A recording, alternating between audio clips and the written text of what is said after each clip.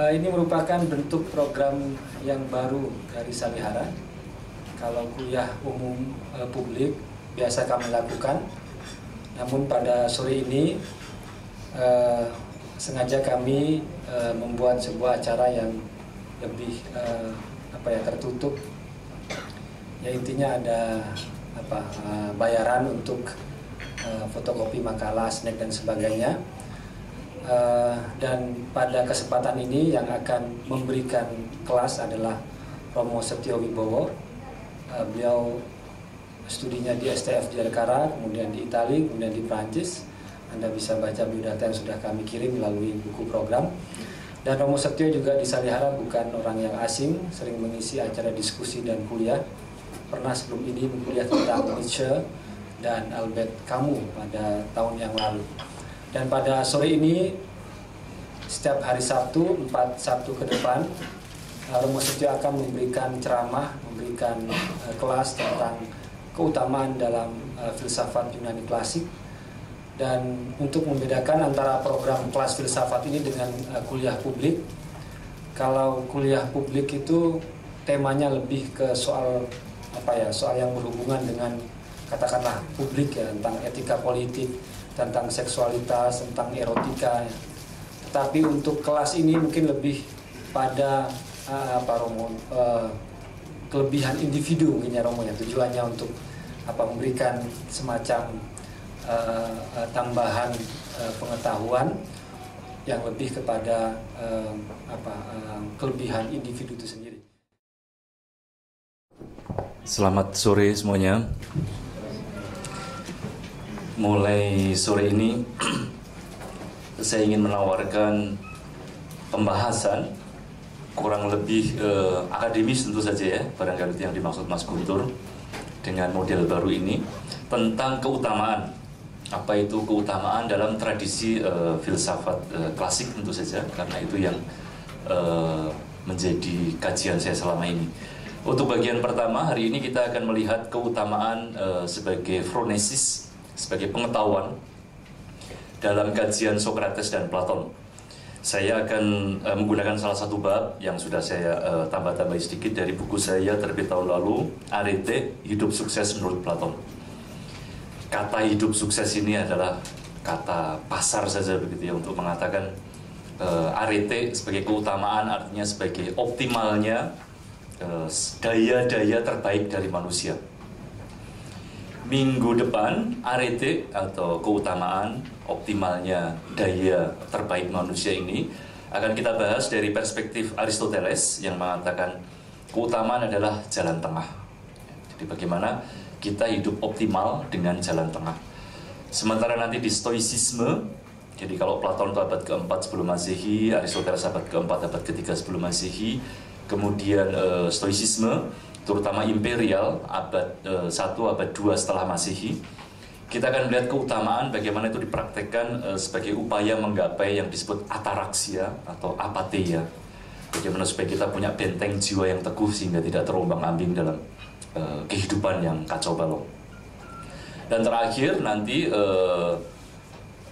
dengan Plotinos dari abad ketiga setelah Masehi, tokoh yang dulu menjadi bahan disertasi saya, kita akan melihat bagaimana keutamaan-keutamaan manusia yang kita bicarakan dari Platon, dari Aristoteles, Stoicisme, itu nantinya akhirnya ditundukkan pada apa yang disebut sebagai penyatuan kepada yang satu, kepada yang esa, bagaimana jiwa kita kembali ke asal kita untuk menyatu dengan Tuhan, dengan yang satu. Jadi kira-kira itu topografi kasar, singkat pembahasan mengenai keutamaan yang akan saya buat dalam 4 kuliah ini. Dan untuk setiap kuliah saya usahakan untuk ada paper, jadi supaya bisa dibaca, didalami.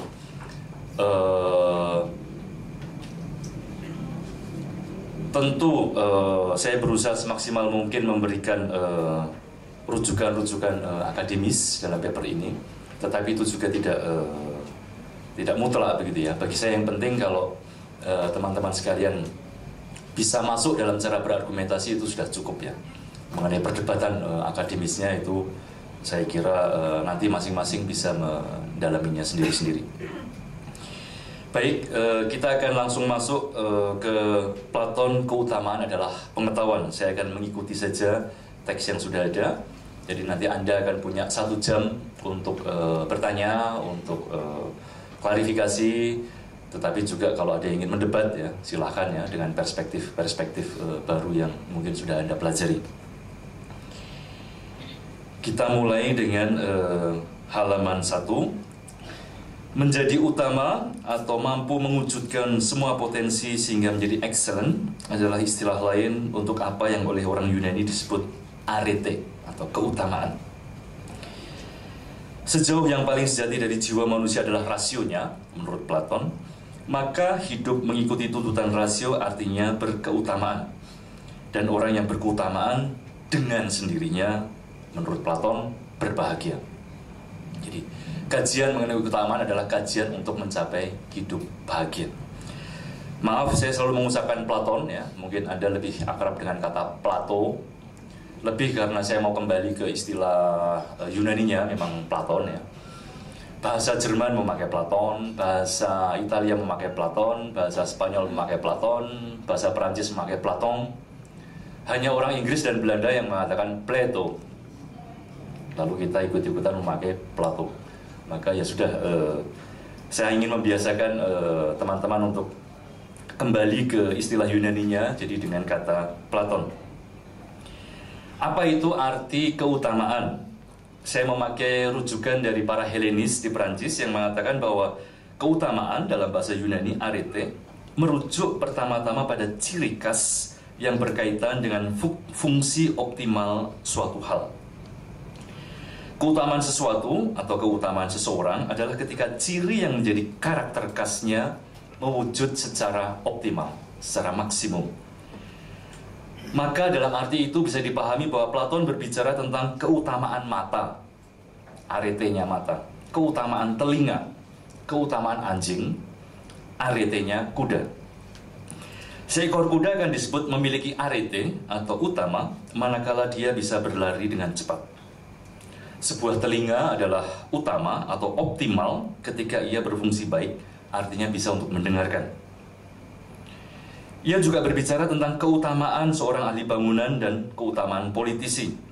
Di bukunya berjudul Apologia, ia mengatakan bahwa keutamaan seorang hakim adalah ketika ia mewujudkan ciri dan fungsi khasnya sebagai hakim secara maksimal. Artinya ketika hakim itu mampu memilah dan memutuskan secara adil mana yang benar, apakah argumentasi si penuduh atau argumentasi si tertuduh. Jadi arete, keutamaan sesuatu adalah optimalnya fungsi khas dari sesuatu itu. Maka arete manusia, keutamaan manusia merujuk pada kondisi optimal manusia. Optimal itu artinya berkembang sebaik mungkin ya. Kondisi paling terbaik. Jadi kata optimus yang merupakan superlatif dari kata bonus ya. Jadi baik, lebih baik, dan paling baik. Nah, optimus, optimal adalah yang paling baik. Karena dalam diri manusia yang menjadi prinsip adalah jiwanya, maka arete manusia muncul bila jiwanya termanifestasikan secara optimal. Jadi ketika jiwanya itu terwujudkan secara maksimal. Dengan demikian sama seperti sebilah pisau, secara kodrat keutamaannya adalah untuk memotong. Jadi pisau itu berkeutamaan kalau dia bisa untuk memotong. Kalau sebuah pisau itu ketul, tumpul, dia tidak punya keutamaan ya, buang saja. Ballpoint itu keutamaannya, optimalnya kalau bisa untuk menulis. Ya, kalau tidak bisa nulis ya sudah dibuang saja, dia tidak punya keutamaan. Maka jiwa manusia memiliki keutamaan ketika tiap bagian dari jiwa itu bisa memaksimalkan apa yang secara kodratiah menjadi fungsi-fungsinya, sehingga muncullah apa yang disebut manusia yang adil dan harmonis. Itu istilah dari buku The Republic, Politeia. Manusia yang adil adalah manusia yang tegak, manusia yang benar, yang hubungannya dengan sesama dan hubungannya dengan yang ilahiyah, theos ya, itu benar. Dan sejauh yang sejati dari 3 bagian jiwa, nanti akan saya uraikan, itu adalah rasionya, maka keutamaan manusia berarti ketika rasionya berfungsi secara optimal. Memiliki keutamaan artinya ketika atas dasar kebijaksanaan, pengetahuan yang merupakan fungsi khas dari rasio, manusia lalu mengerti apa yang menjadi tujuan yang hendak ia capai dan sarana apa yang mesti ia pilih. Yang terbaik atau yang paling optimal bagi jiwa menurut Platon adalah ketika ada tatanan harmonis, ketika semua bagian jiwa, baik itu epitomia, tumos, dan rasio bergerak harmonis, maka di situ kita temukan manusia yang tegak, manusia yang adil, manusia yang benar. Saya berikan mengenai bagian-bagian jiwa seturut yang diberikan oleh Platon ya. Jadi menurut Platon, apa itu jiwa? Platon tidak bisa menjawab ya, karena apanya jiwa tidak bisa dijawab. Ada 3 hal yang tidak bisa dijawab Platon. Apanya jiwa, apanya kosmos, dan apanya yang ilahi. Jadi untuk 3 hal itu Platon tidak bisa menjawab. Maka ketika ditanya lalu jiwa itu apa? Ya pertanyaannya yang salah sebetulnya, karena jiwa bukan apa. Mungkin yang bisa digambarkan adalah lalu lewat manifestasi-manifestasi, wujud-wujud yang keluar dari apa yang disebut jiwa itu, kira-kira lalu kita bisa menggambarkan kurang lebih yang kita sebut jiwa itu apa. Maka khusus mengenai dunia yang ilahi dan jiwa, Platon hanya akan berbicara memakai perumpamaan, memakai gambaran. Jadi misalnya di Phaedrus dia berbicara bahwa jiwa itu seperti kereta bersayap yang ditarik. Ada size-nya, dia mengendarai kereta dengan 2 kuda putih dan kuda hitamnya. Dan di sini gambarannya, size itu adalah prinsip nomor 1, prinsip rasional atau logistikon. Lalu kuda putih yang menurut pada size itu adalah prinsip tumos. Dan yang ketiga, kuda hitam yang hobinya hanya mencari kenikmatan makanan maupun seksual, itu adalah epitumetikon.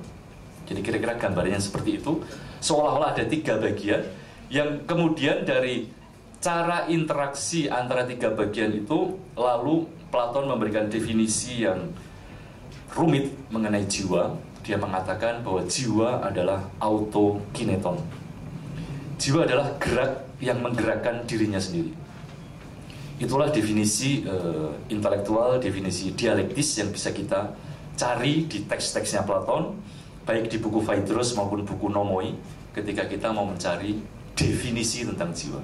Nah, autokineton atau gerak yang menggerakkan dirinya sendiri ini akan tampak dalam manifestasi dinamika yang muncul antara yang namanya prinsip rasional nomor 1, prinsip tumos yang ada di dada ya, semacam emosi, semacam rasa marah, anger ya, semacam bahasa umumnya barangkali bisa kita katakan afektivitas ya.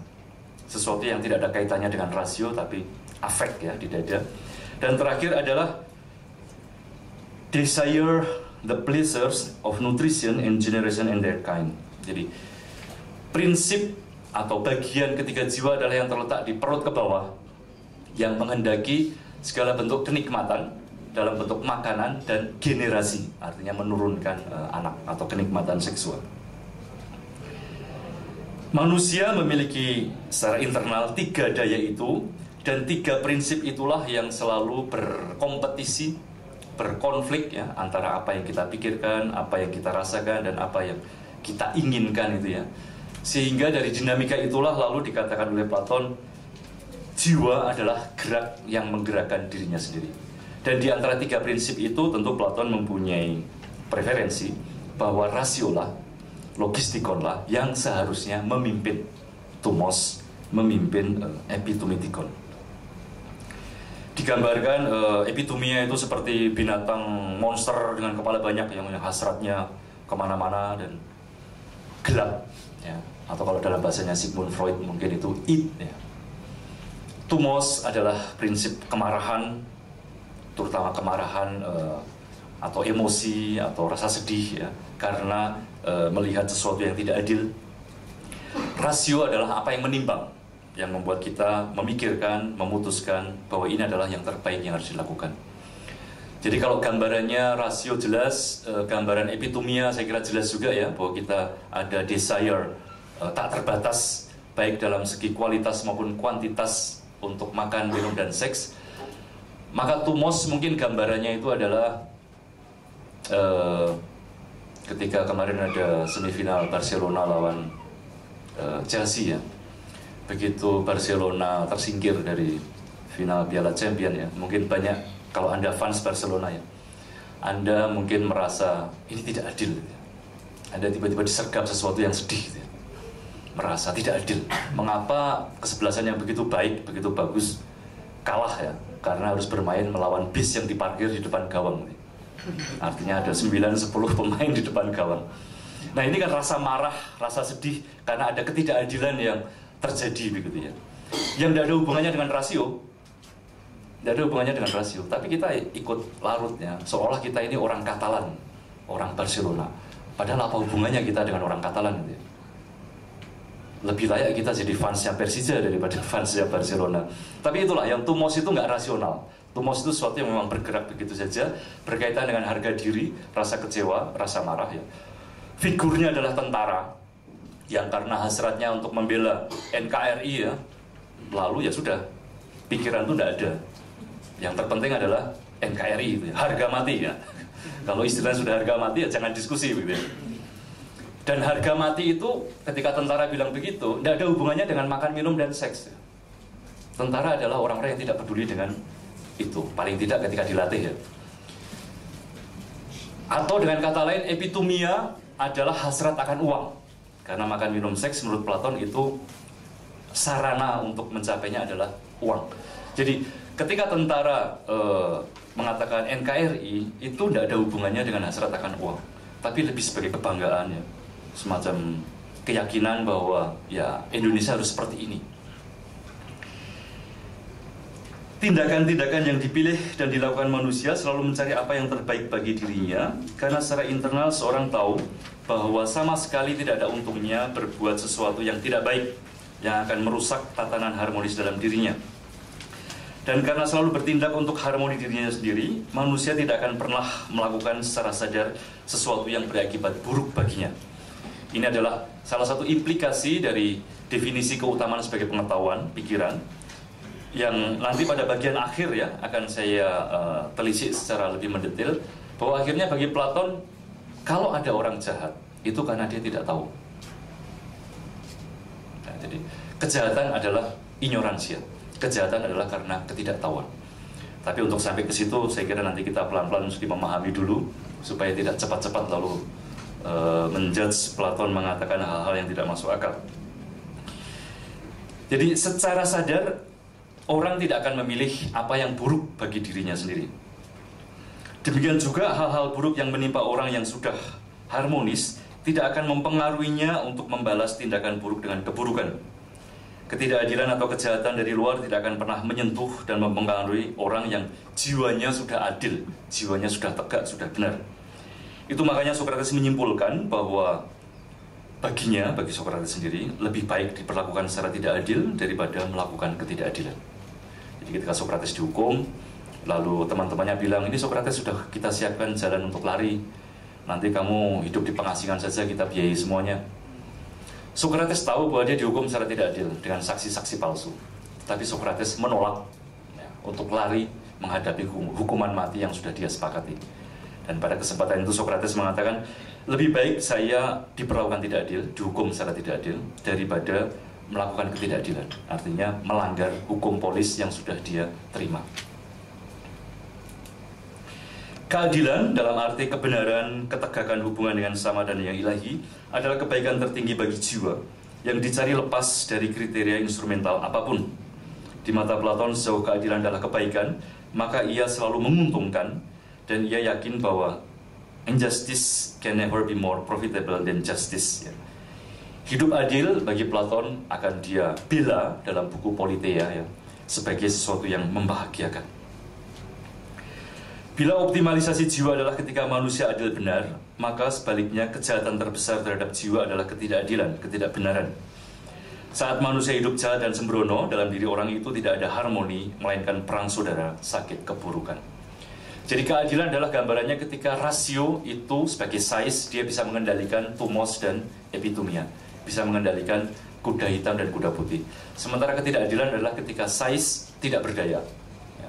sehingga kuda putih dan kuda hitam saling bertempur dan kereta akhirnya berjalan tidak karuan. Memang dalam pandangan umum, orang kebanyakan, hidup yang optimal seringkali dipahami sebagai hidup sehat, kaya, memiliki reputasi bagus, berasal-usul ningrat, pandai, dan semacamnya. Sokrates dan Platon tidak menolak hal-hal itu. Saya kira ini perlu ditekankan, tidak menolak hal-hal itu. Hasrat dan nafsu tidak pernah dihilangkan dari filsafatnya. Namun pertanyaan Sokrates dan Platon adalah apakah hal-hal seperti itu membantu menata jiwa secara harmonis. Tentu ada preferensi dari Platon bahwa kekayaan, reputasi itu sesuatu yang sekunder, yang tidak perlu, yang tidak berpengaruh untuk pencarian kebahagiaan. Hanya memang kadang-kadang lalu ini diekstrimkan seolah-olah Platon menafikkan, ya, menghilangkan soal-soal harta dan harga diri. Di Politeia, Platon mengatakan bahwa ada 3 macam manusia. Manusia yang hidupnya mencintai uang, philokrematos, jadi kenikmatan, kesenangan, dan seluruh logikanya ditundukkan pada pencarian uang. Manusia kedua adalah philotumos, orang yang hidup dari harga dirinya. Jadi pencarian harga diri, kemenangan, kejayaan, tindakan-tindakan heroik adalah apa yang menjadi orientasi pemikirannya. Dia tidak mencari uang, ya, tapi dia lebih ke harga diri. Dan ketiga adalah filosofos, jadi orang yang mencintai sofia, mencintai kebijaksanaan. Maka pada tataran ini seorang filosofos adalah orang yang diandaikan, ya, sudah mampu menundukkan tumos dan epitumianya. Pertanyaan Sokrates adalah bagaimana kita menata jiwa secara harmonis, dan itu memang preferensinya ada pada filosofos. Bila yang namanya harta dan reputasi membantu mengoptimalkan jiwa, maka tentu tidak ada persoalan dengannya.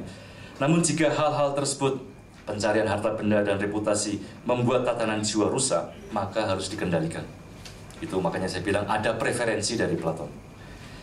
Keutamaan atau optimalisasi jiwa hanya bisa diperoleh lewat refleksi rasional atas apapun yang ada di sekitar manusia. Harta benda, reputasi, nama, atau apapun yang bersifat eksterior tidak pernah menjadi harta paling berharga manusia. Semua mesti dikebawahkan pada tuntutan reflektif rasio supaya jiwa manusia bisa tertata secara benar. Jadi memang ada keyakinan kuat dari Sokrates, dari Platon, ya, bahwa yang namanya phronesis atau pikiran, pengetahuan itu mesti menata, ya, semua cara berpikir kita, terutama dalam hal keutamaan. Di bagian akhir saya berikan sedikit analisis agak mendetail mengenai peran phronesis dalam keutamaan, bahwa akhirnya soal keutamaan itu bukan lagi soal tukar-menukar ketakutan lebih kecil dengan ketakutan lebih besar. Gampangnya misalnya ketakutan lebih kecil dengan ketakutan lebih besar itu kan, ketakutan lebih besar itu misalnya kan tampak gembrot, tampak gemuk, ya, kan jelek, ini kan menakutkan, ya, terutama bagi para wanita, para pria juga mungkin. Nah ini dipertukarkan dengan ketakutan lebih kecil, yaitu diet. Ya, jadi lebih baik menggapai sesuatu yang buruk tapi kecil, artinya makannya diatur, ya, daripada dikenai ketakutan lebih besar. Maka lalu orang itu hidupnya kelihatannya makannya ugahari, makannya moderate, ya. Apakah dalam tindak moderate makan itu ada keutamaan? Menurut Platon enggak. Kalau basicnya adalah karena ketakutan kecil, ya, ketakutan besar dipertukarkan dengan ketakutan kecil, yaitu hanya tukar-menukar saja, tapi tidak ada keutamaan ugahari di situ. Atau Anda menjadi baik dengan tidak selingkuh, dengan tidak korupsi karena Anda takut neraka. Ya, jadi itu kan ketakutan besar dipertukarkan dengan ketakutan lebih kecil, gitu ya. Soal selingkuh, soal korupsi ini kan ketakutan kecil-kecil. Nah yang lebih besar kan neraka, gitu ya. Nah, apakah tukar-menukar begitu lalu kebaikan yang Anda jalankan dalam hidup ini sebuah keutamaan? Menurut Platon belum, ya, karena belum direfleksikan. Ini hanya soal tukar-menukar saja, exchange saja.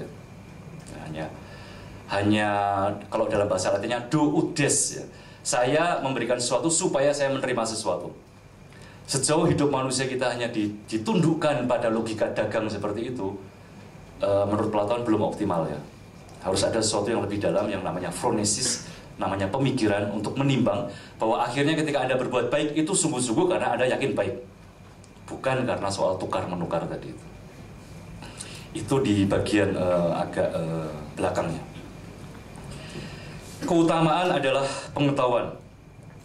Maka kita mengerti kaitan yang dibuat Sokrates antara keutamaan dengan pengetahuan atau kebijaksanaan. Bagi Sokrates dan Platon, keutamaan adalah pengetahuan. Dan ada 4 keutamaan pokok, atau sering dikatakan cardinal virtues dalam literatur klasik, yaitu sophrosune atau ugahari, moderation, kontrol diri, mengendalikan diri. Ini yang berkaitan dengan epitumia ya, makan, minum, seks ya.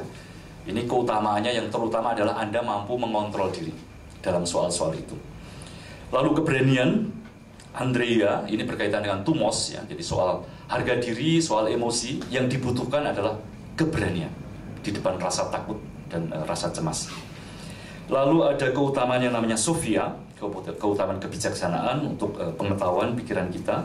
Dan akhirnya ketika 3 pengetahuan itu hadir dan optimal dalam tiap bagian jiwa, jadi ketika epitumia kita, hasrat makan minum seks itu bisa dikendalikan, ketika tumos kita dipenuhi keberanian, dan ketika pikiran kita diterangi oleh kebijaksanaan, maka muncullah yang namanya manusia adil, dikaios, manusia yang tegak, manusia yang benar.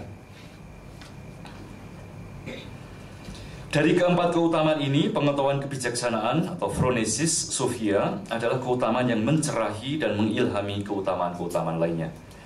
Saya tidak membedakan antara phronesis dan Sophia, karena bagi Platon dua-duanya sama. Ya, ini bisa saling dipertukarkan. Nanti dengan Aristoteles ini menjadi sesuatu yang secara kaku dibedakan. Hal ini selaras dengan konsepsi Platon yang menempatkan bagian rasio sebagai pemimpin bagian-bagian jiwa lainnya. Dalam arti inilah optimalisasi hidup manusia atau keutamaan, kesuksesan secara hakiki adalah pengetahuan, karena berkat refleksi rasional, keutamaan-keutamaan yang lain akan benar-benar menjadi keutamaan. Semua bagian jiwa bersifat hakiki bagi manusia secara keseluruhan. Maka mengoptimalkan manusia menggapai keutamaan mengandaikan optimalisasi dari tiap bagian tersebut. Nafsu-nafsu bagian epitumia, jadi nafsu adalah sesuatu yang baik ya. Makan minum seks tidak ditolak Platon. Hanya ambisi tak terbatas dari makan minum seks itu yang mesti dikendalikan. Bagaimana mengendalikannya? Dengan self control atau yang disebut di sini sophrosune, moderation, ugahari. Kalau epitumia bisa dioptimalkan ya, dan optimalisasi dari epitumia itu namanya sophrosune, maka itu akan baik bagi manusia. Ugahari akan memunculkan keselarasan. Dan jelas dengan sendirinya bahwa ugahari itu tidak menghilangkannya, tidak menghilangkan nafsu-nafsu. Ugahari lebih dimaksudkan untuk menundukkan secara sengaja nafsu-nafsu jelek dan beragam kepada refleksi rasional, yang bagian yang de facto lebih kecil, minoritas dalam manusia, tetapi mempunyai tugas paling penting. Dalam tatanan polis, sebagai perbandingan untuk jiwa manusia, keutamaan ugahari ini secara khas diperuntukkan bagi kaum petani dan pedagang. Namun secara umum ugahari ini juga penting untuk bagian-bagian jiwa lainnya. Jadi kalau gambarannya manusia itu ada rasio, ada tumos, lalu ada epitumia, maka ini disejajarkan dengan polis. Epitumia itu wujudnya adalah kelas petani dan pedagang. Jadi mereka yang memang hidupnya hanya di level pencarian akan uang, ya. Pencarian pemenuhan hasrat makan minum seks. Sementara bagian tumos ini dihayati oleh kelas yang namanya kelas prajurit. Nah, jadi orang yang pertama-tama bukan soal makan minum seks atau uang yang menjadi motivasi orang menjadi tentara ya, paling tidak tentara yang diharapkan Platon ya, tetapi adalah heroisme. Seseorang menjadi tentara lebih karena ingin mengabdi nusa dan bangsa ya, heroisme. Kebanggaan seorang tentara bukanlah kalau dia bisa mengumpulkan Mercy atau Bentley atau mobil-mobil yang begitu ya. Kebahagiaan tentara adalah ketika dia menjadi pahlawan, ketika dia dicatat namanya dalam sejarah sebagai orang yang heroik ya. Entah membela peletonnya, membela temannya, atau membela nusa dan bangsa. Sementara yang namanya filsuf, orang yang hidup pada level rasionya, menurut Platon ya, bukanlah orang yang pertama-tama mencari uang, apalagi mencari harga diri ya, tetapi pertama-tama mengabdikan diri pada yang namanya pengetahuan. Filsuf adalah orang yang ditirani, dikejar-kejar oleh yang namanya hasrat akan pengetahuan. Ada sebuah, kalau dikatakan Sokrates adalah seorang pemikir erotis, ya, itu bukan berarti Sokrates pikirannya jorok ya, karena mikir yang ngeres-ngeres ya, tetapi karena Sokrates ditirani oleh eros, sebuah hasrat ya, yang membuat hanya pengetahuan yang dia cari. Itu makanya Sokrates selalu mengatakan bahwa aku tahu bahwa aku tidak tahu. Jadi tidak pernah berhenti dalam sebuah pengetahuan. Bagi kaum prajurit yang hidup melandaskan diri pada hasrat tumos, selain mesti bersifat urgahari, mereka terutama harus dibimbing oleh keutamaan keberanian, Andreia. Dengan keberanian, para prajurit bisa menjaga dirinya dan orang lain untuk tetap bertahan, memiliki pendirian yang tepat, berkenaan dengan apa yang baik dan buruk. Refleksi rasional ini penting bagi tumos, supaya para prajurit tidak mudah tunduk begitu saja pada kesulitan-kesulitan, supaya mereka tidak mudah luluh di depan godaan makan, minum, seks, serta uang. Dalam situasi apapun, tumos mesti dibiasakan mereaksi dengan tepat, sehingga meski kondisi yang dihadapi berat dan susah, ia tetap berani memilih apa-apa yang membawa kebaikan baginya.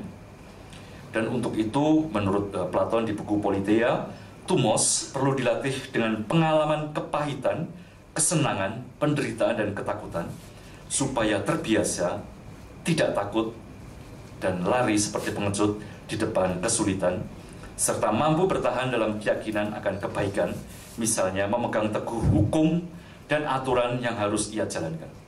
Nah, jadi tumos, manifestasinya ada dalam keberanian adalah ketika orang memegang hukum, ya, apapun yang dihadapi.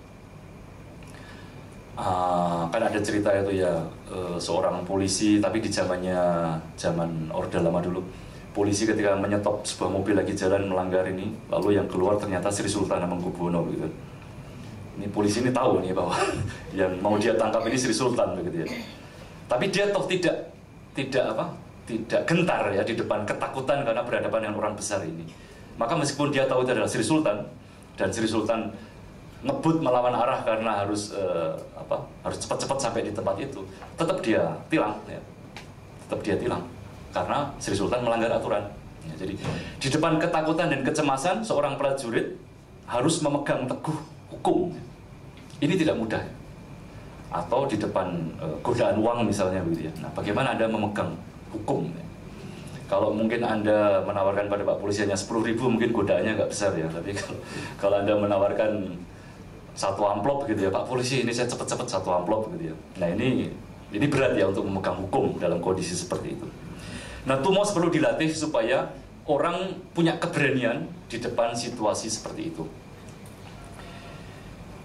Kembali ke cerita Pak Polisi ya, dengan Sri Sultan tadi, memang akhirnya ketika dia lapor ke komandannya, dia memang dimarahi habis-habisannya. Kamu ini goblok, kamu tidak tahu di siapa. Kenapa Sri Sultan kamu? Ini kan sekarang kita kesulitan, bagaimana mesti memproses, menindaklanjuti.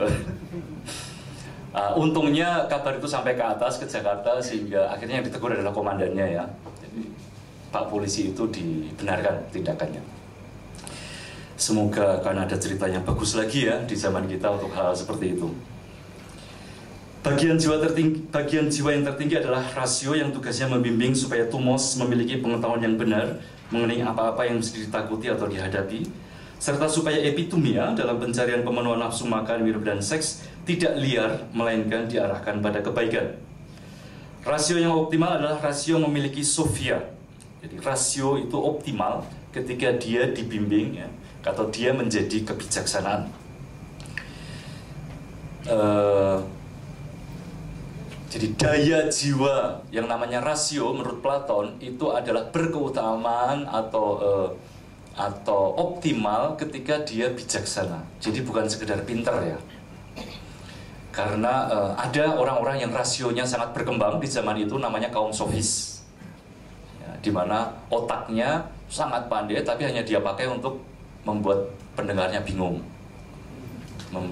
atau membela kasus-kasus yang salah, kasus-kasus yang buruk. Ya. Jadi banyak itu orang pinter, ya, rasionya sangat berkembang, tapi tidak berkeutamaan, tidak optimal rasionya. Jadi rasionya lebih mendukung pada hasrat epitumia, hasrat akan uang, atau hasrat akan nama besar. Jadi justru rasio yang pintar itu dikendalikan oleh tumos atau epitumia.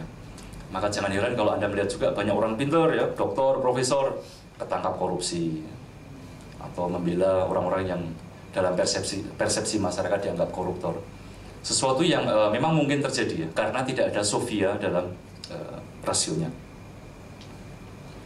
Bila tiga bagian dari jiwa itu menjalankan tugasnya masing-masing dengan baik, bila setiap bagian itu optimal, rasio menjadi bijaksana, tumos menjadi berani, dan epitomia menjadi penuh dengan self control, maka ketika tiap bagian menjalankan fungsinya masing-masing dan rasio artinya menjadi pemimpin untuk tumos dan epitomia, maka muncullah apa yang disebut Platon sebagai manusia yang benar, manusia yang adil, manusia yang tegak. Keadilan adalah ketika setiap bagian menjalankan fungsinya masing-masing. Inilah definisi yang sangat abstrak dari Platon ya, dalam buku Politeia, Peri Dikaiosune mengenai keadilan, buku tebal, ada 10 buku di situ, membahas hanya soal keadilan, dan definisi yang kita temukan dalam buku keempat hanya mengatakan apa itu keadilan. Keadilan adalah ketika tiap bagian menjalankan fungsinya masing-masing. Dalam diri manusia itu kelihatan dalam soal fungsi rasio, tumos, dan epitomianya. Dalam perpolitikan, nanti ketika filsuf raja dan filsuf ratu, karena perempuan juga bisa menjadi pemimpin untuk Platon, itu memimpin kelas prajurit dan kelas pedagang. Ketidakadilan atau ketidakbenaran adalah ketika ada tumpang tindih, saling injak, ya, di mana tidak ada lagi pemimpin. Ketika nafsu makan, minum, seks, uang itu justru mengalahkan harga diri, mengalahkan rasio. Ya. Jadi harga diri di bracketing, ditaruh di mana? Karena ingin mencari uang. Ya.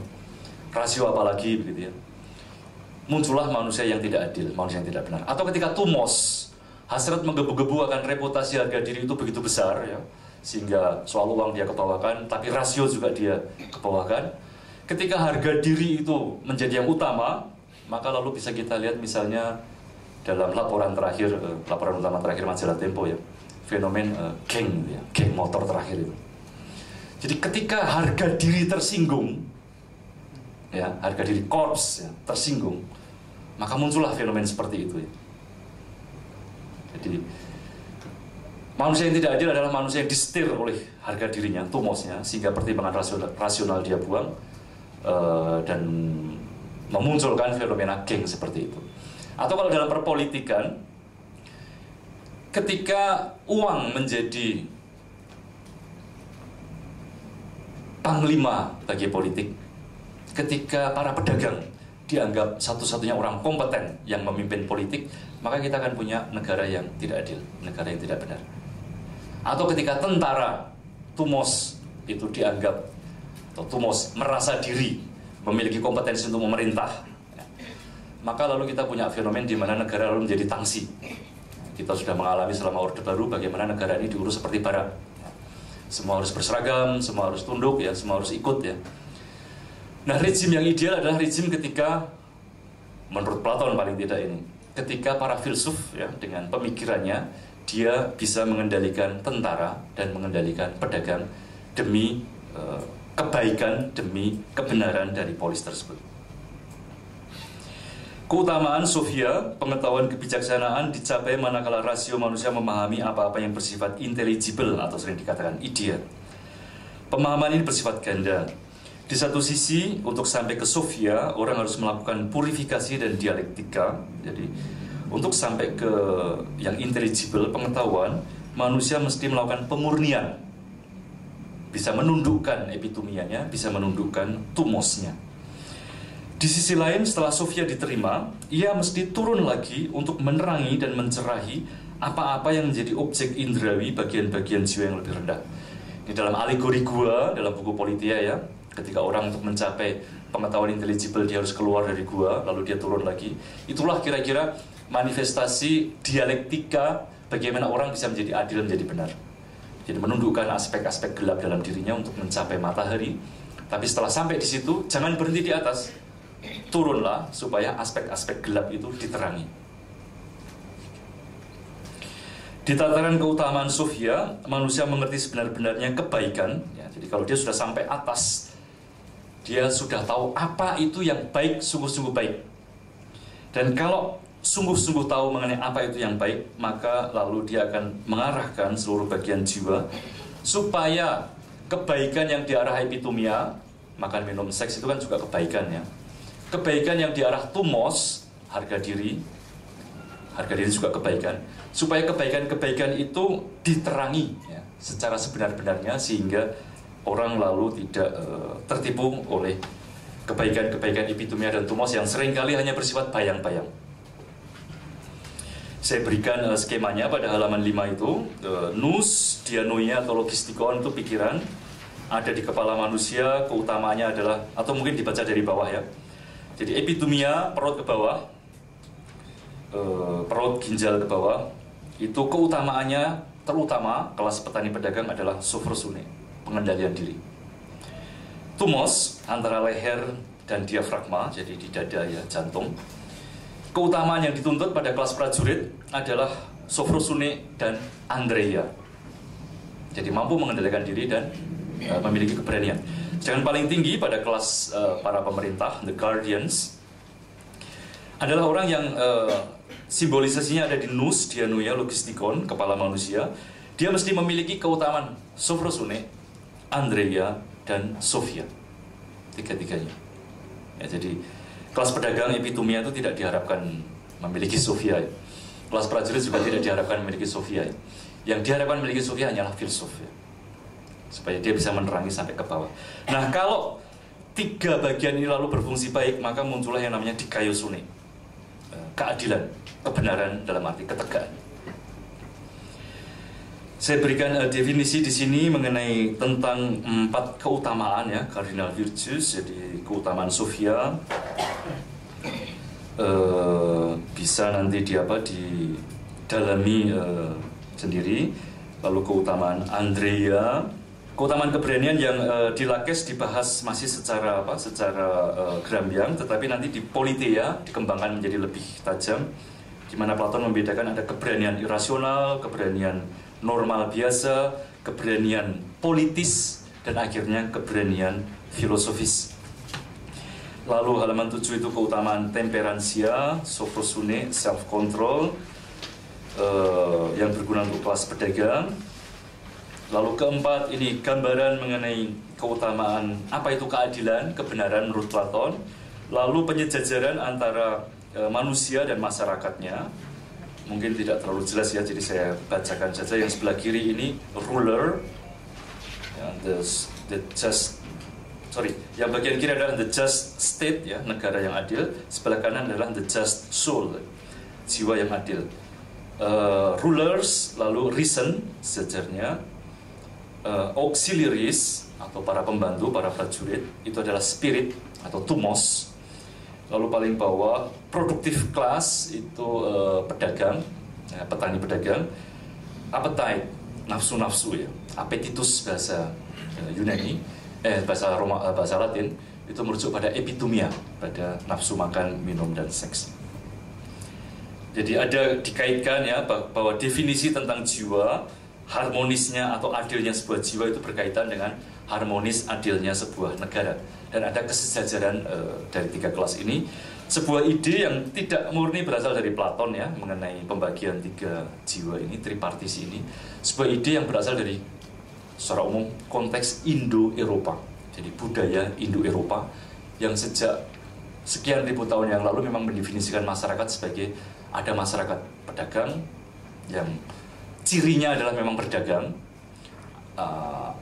Jadi Platon dalam buku-buku Benveniste ya, kajian-kajian Indo-Eropa, masyarakat pedagang itu misalnya adalah bangsa-bangsa Venesia, Palestina, Mesir.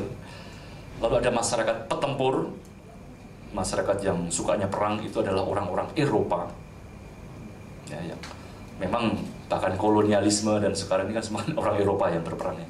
Lalu ada bangsa ketiga, pemikir. Nah ini kalau menurut Platon itu terletak di antara Eropa dan Mesir, artinya adanya di Yunani. Lebih tepatnya lagi di Athena gitu ya menurut Platon. Jadi ini kajian yang kuno mengenai tripartisi ini yang lalu diterapkan Platon dalam kajiannya untuk individu manusia dan gambarannya mengenai masyarakat ideal. Kita langsung beralih, jadi nanti Anda bisa membaca sendiri ya 4 macam keutamaan ini, karena nanti pada kuliah-kuliah selanjutnya tentu kita akan kembali ke definisi-definisi tentang keutamaan itu ya, cardinal virtues itu ya, 4 keutamaan pokok. Satu konsekuensi yang bisa dibayangkan, halaman 9, misalnya adalah bahwa dengan refleksi rasional kita dibantu untuk memahami bahwa keutamaan tidak pernah sekedar akibat ketakutan akan penderitaan, karena ditakut-takuti hukuman neraka misalnya. Bukan pula akibat penantian janji kesenangan lebih besar, hadiah surga misalnya.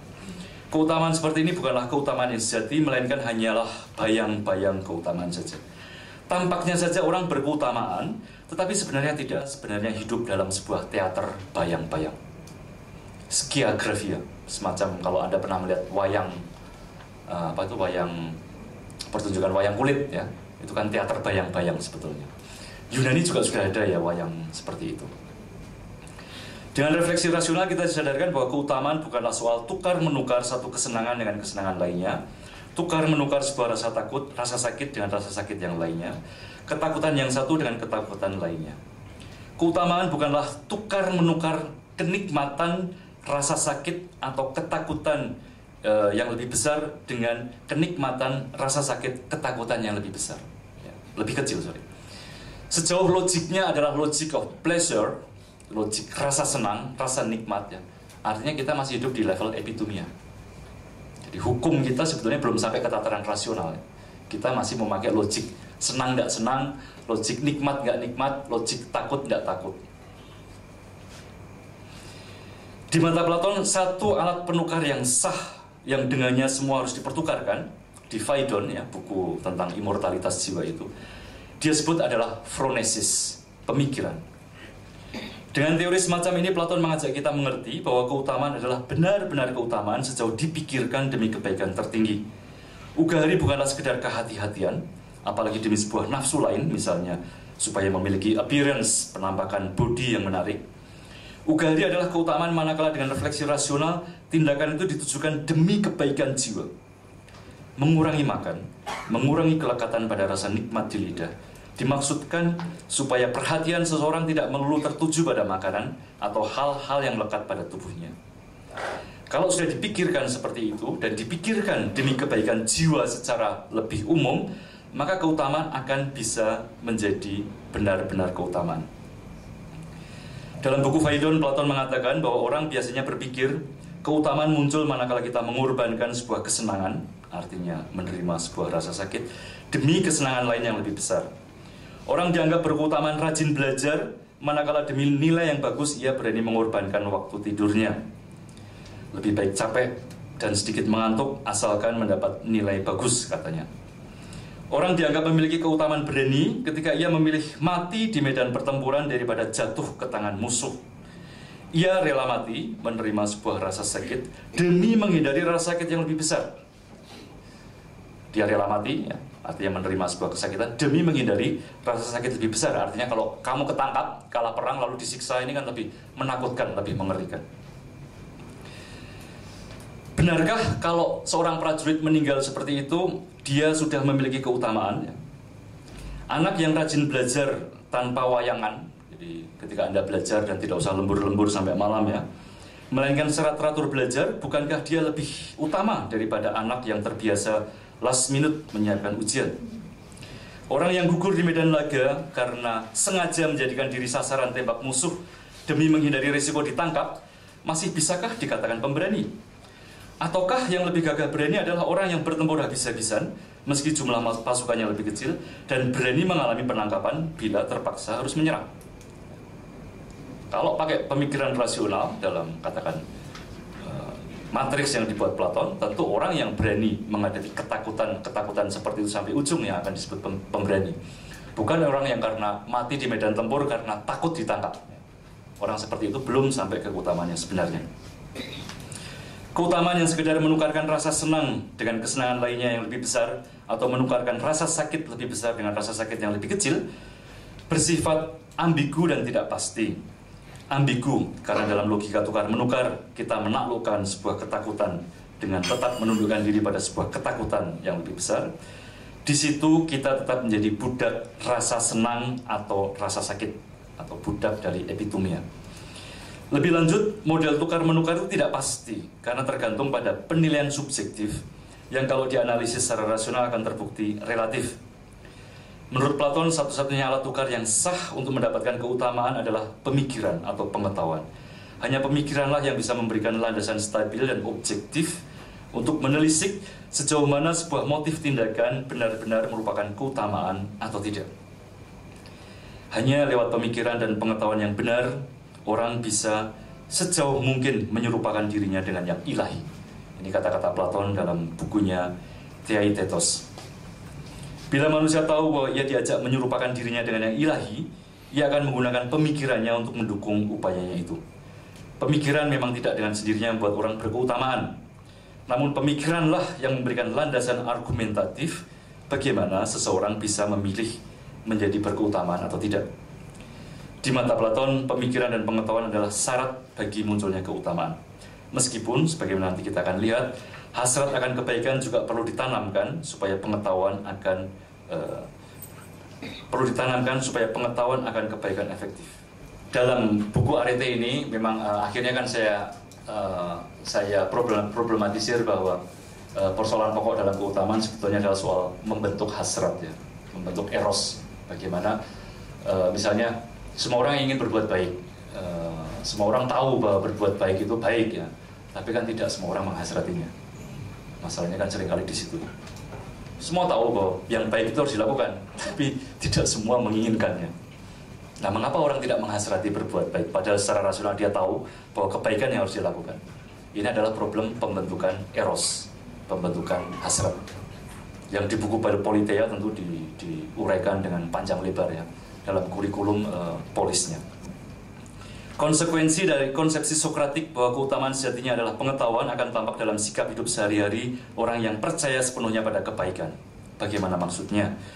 Dengan meyakini bahwa keutamaan adalah pengetahuan, maka bila kita melihat orang tidak berkeutamaan atau orang berbuat jahat, kita akan menyimpulkan bahwa itu terjadi karena ia tidak tahu. Pandangan moral Sokrates dan Platon mengatakan bahwa bukan hanya kejahatan dalam dirinya sendiri tidak pernah menjadi prinsip yang sejajar dengan kebaikan. Lebih dari itu, pada dirinya sendiri, kejahatan memang tidak pernah dikehendaki manusia. Dari keyakinan itu, bila ada orang jahat, menurut Sokrates, kejahatannya tidak pernah bersifat sengaja. Sebab kejahatan itu muncul dari ignoransia. Jadi orang jahat, de facto memang ada banyak orang jahat. Lalu bagaimana mesti menanggapi itu? Ya, Sokrates mengatakan, ya, mereka melakukan itu karena tidak tahu. Kejahatan adalah sesuatu yang tidak sengaja. Manusia tidak pernah, menurut Sokrates, ya, menurut Platon, ya, manusia tidak pernah menginginkan kejahatan, keburukan, karena tiap manusia tahu bahwa kejahatan hanya akan memberikan keburukan kepadanya, kepada jiwanya. Apa yang disebut jahat seringkali dilakukan orang justru karena ia menganggap hal tersebut sebagai baik. Ini saya kira poin dari Platon adalah itu. Banyak orang melakukan kejahatan itu persis karena dia merasa apa yang dia lakukan itu baik. Memang lalu ternyata kemudian terbukti jahat, gitu ya. Tapi kan poinnya kan menurut dia awalnya baik. Dengan demikian ketidaktahuanlah yang menjadi sumber kejahatan. Prinsipnya orang selalu ingin mengejar kebaikan, namun nyatanya ia tidak tahu bahwa apa yang ia lakukan justru jahat. Visi moral Sokratik seperti di atas sering dilihat sebagai pemahaman intelektualis atas keutamaan. Pandangan ini mengutamakan bahwa di balik tiap tindakan manusia selalu ada pertimbangan rasional yang selalu berkaitan dengan kebaikan yang mau diarah. Menurut Sokrates, tujuan sebuah tindakan yang sudah ditimbang dan memiliki pembenaran rasional selalu berkaitan dengan sebuah kebaikan. Memang kebaikan yang diarah tidak selalu kebaikan sejati. Dan persis bila ternyata kebaikan yang diarah akhirnya menjadi kejahatan, maka yang salah bukan kebaikan dalam dirinya sendiri, melainkan ketidaktahuan dari pelakunya. Orang yang korupsi berbuat jahat karena ketidaktahuannya. Ya, ini kalau kita menulis demikian di Kompas, pasti banyak orang marah, gitu ya. Saat korupsi, ia beranggapan bahwa ia mengambil uang negara, adalah sebuah kebaikan. Ya, mungkin karena orang itu berpikir bahwa negara ini jahat, ya, sehingga mencuri uang negara baginya adalah kebaikan. Kalau Anda berpikir bahwa bank-bank itu adalah imperialis, kolonialis, ya, Amerika, Yahudi, ya udah, berarti merampok bank baik. Ya kan? Mungkin karena ia melihat bahwa pencurian itu demi tujuan lain yang lebih baik, yang lebih penting baginya. Misalnya supaya anaknya bisa sekolah, supaya dia bisa memiliki mobil baru, ya, supaya bisa punya rumah yang besar, supaya bisa keluar negeri. Persis di situ ia tidak tahu bahwa apa yang dianggapnya baik, ya, jadi baik dalam arti punya rumah, bisa ini itu kan kebaikan-kebaikan dalam level epitomia, ya, kebaikan dalam arti uang. Persis karena ia tidak tahu bahwa apa yang dianggapnya baik sebenarnya jahat dan justru akan merusak dirinya. Orang tua yang membelikan sepeda motor untuk anaknya yang belum cukup berumur 17 tahun tentu berpikiran bahwa ia melakukan itu demi kebaikan anaknya. Kalau Anda membelikan anak Anda sepeda motor itu kan tentu maksudnya baik, gitu. Supaya bisa ke sekolah, supaya bisa agak bebas sedikit dengan teman-temannya, gitu ya. Dan persis nanti kalau anak Anda tabrakan, ya, karena tidak pakai helm, karena apalah, ya namanya anak kecil kan, suka emosi di jalanan, ya. Baru nanti Anda merasakan bahwa apa yang Anda anggap baik ternyata buahnya adalah kejahatan. Itu makanya bagi Platon jelas tidak seorang pun berbuat jahat dengan sengaja. Semua kejahatan terjadi karena ketidaktahuan. Majalah Tempo yang minggu ini memberikan ilustrasi sangat jelas dalam artikel berbekal senjata berburu preman yang merujuk pada Petrus, ya, penembakan misterius pada Mei 1983. Di sini kita rangkum juga, secara kebetulan saja saya temukan argumentasi kebaikan di balik Petrus. Sangat menarik, ya, apa yang dikatakan oleh Letjen Yogi Suwardi Mehmet, ya, Panglima Komando Wilayah Pertahanan 2, ya, di Yogyakarta. Ketika ditanyai wartawan soal penembakan misterius itu, dia bilang tujuannya baik, untuk menciptakan suasana tenang di dalam masyarakat. Ya, tujuannya baik, ya. Tapi lalu apa yang terjadi? Ya, pembunuhan ekstrajudisial. Dalam hal ini LP Murdani tidak terlalu sokratik, ya, tidak terlalu platonis, karena secara terang-terangan dia mencuci tangan dan mengatakan enggak kok, enggak ada hubungannya dengan aparat, itu hanyalah pertempuran antar geng, gitu ya. Tapi kalau dalam banyak hal, biasanya orang akan menggunakan argumentasi platonis untuk mengatakan apa yang dia perbuat. Memang kita bisa mengatakan bahwa visi intelektualis Sokratik ini terlalu sempit, ya, kita bisa mengkritik Platon begitu. Truisme adalah kepercayaan bahwa segala sesuatunya itu demi kebaikannya. Jadi orang yang truist itu adalah orang yang percaya bahwa segala sesuatunya itu demi kebaikan. Orang yang tidak terlalu skeptis, ya, orang yang tidak punya pikiran aneh-aneh, ya, yang tidak terlalu melihat konspirasi di mana-mana, ya. Nah, inilah orang yang truist, ya. Percaya saja bahwa ada kebaikan di balik segala sesuatunya. Truisme memang agung secara manusiawi, namun seringkali mengingkari kenyataan real sehari-hari bahwa kadang-kadang ada orang yang sengaja menimbang dan memutuskan melakukan sesuatu yang ia ketahui sebagai jahat. Tesis Sokratik ini menyangkal kenyataan sehari-hari bahwa orang bisa berbuat melawan pikirannya sendiri, melawan pertimbangan-pertimbangan kebaikan dalam pikirannya sendiri. Truisme ini juga kesulitan untuk mengakomodasi pernyataan dari Santo Paulus dan Santo Agustinus yang mengatakan bahwa meskipun kita semua menghasrati kebaikan, namun seringkali kejahatanlah yang kita lakukan. Ada konflik internal yang tak terpecahkan dalam realitas keterbelahan manusia. Keberatan lain juga bisa diungkapkan dengan menunjukkan fakta sehari-hari bahwa banyak orang yang berpengetahuan, misalnya bertitel doktor, master, atau apapun, justru berbuat jahat. Orang yang banyak tahu belum tentu otomatis berbuat baik. Kadang-kadang tesis Sokratik itu dikritik begitu, ya, keutamaan sebagai pengetahuan. Loh, kan orang yang banyak tahu belum tentu berkeutamaan. Jadi sering dibalas begitu. Demikian pula sebaliknya, orang-orang yang tidak banyak tahu atau orang bodoh tidak harus jahat. Justru sebaliknya, malah banyak orang yang tidak tahu malah baik. Artinya ketika kita berbicara tentang problem tindakan jahat, lebih sering kejahatan dalam arti moral terjadi akibat pilihan bebas para pelakunya. Bagaimana menjawab kritikan-kritikan itu? Pertama, kita mesti menyelami maksud Sokrates dan Platon. Mereka yakin bahwa tindakan yang tepat selalu muncul dari pengetahuan yang tepat. Artinya, bila orang mengetahui benar-benar apa yang baik, maka tindakannya akan mengikuti hal tersebut, mengingat semua orang selalu menginginkan apa yang terbaik baginya. Kalau pada kenyataannya ada tindakan jahat, maka sekali lagi yang salah bukan kebaikan yang diarah, melainkan arah yang meleset yang terjadi dalam proses pencapaian kebaikan itu. Jadi kejahatan adalah sebuah kebaikan yang diarah tapi meleset. Tujuannya semuanya ada kebaikan, tapi ketika meleset maka jadinya kejahatan.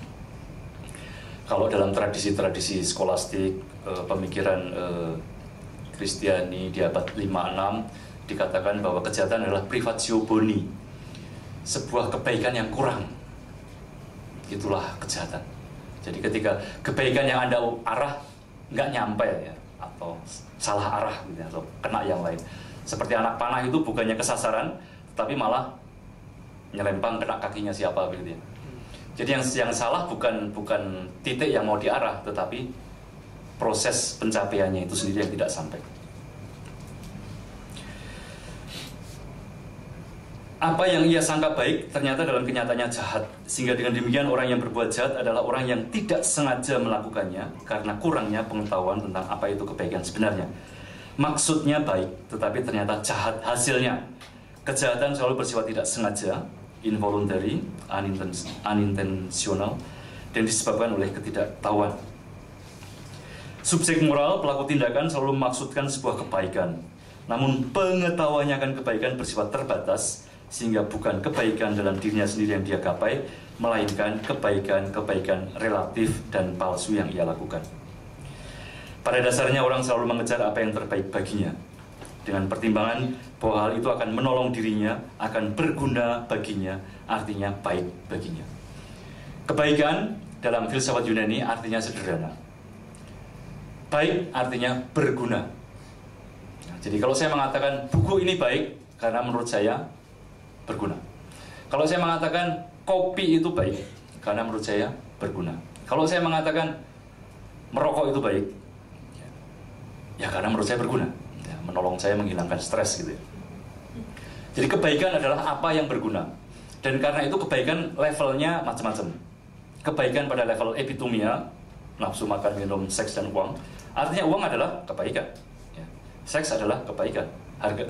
Juga pada level tumos, ketika tumos itu mencari harga diri, reputasi, titel, ya, nama besar, artinya itu juga sebuah kebaikan. Hanya kebaikan pada level tumos, hanya kebaikan pada level epitomia. Nah, mana kebaikan yang sejati? Tentu karena optimalnya manusia adalah rasionya, maka kebaikan sejati adalah kebaikan rasional. Jadi ketika ditimbang sungguh-sungguh, bukan sekedar pencarian nafsu, bukan sekedar pencarian harga diri, tetapi sungguh-sungguh yang baik. Yang menurut Platon, kalau sesuatu itu sungguh baik, artinya dia benar dan indah. Kebaikan selalu benar, selalu indah. Keindahan selalu benar dan baik, ya. Dan kebenaran selalu baik dan indah. Jadi itu tiga pasangan yang menyatu dalam ideanya Platon. Dan untuk mencapai kebaikan itu dibutuh dalam mencari kebaikan yang sesungguhnya, dibutuhkan proses purifikasi dialektika yang gambarnya kita peroleh dalam alegori gua.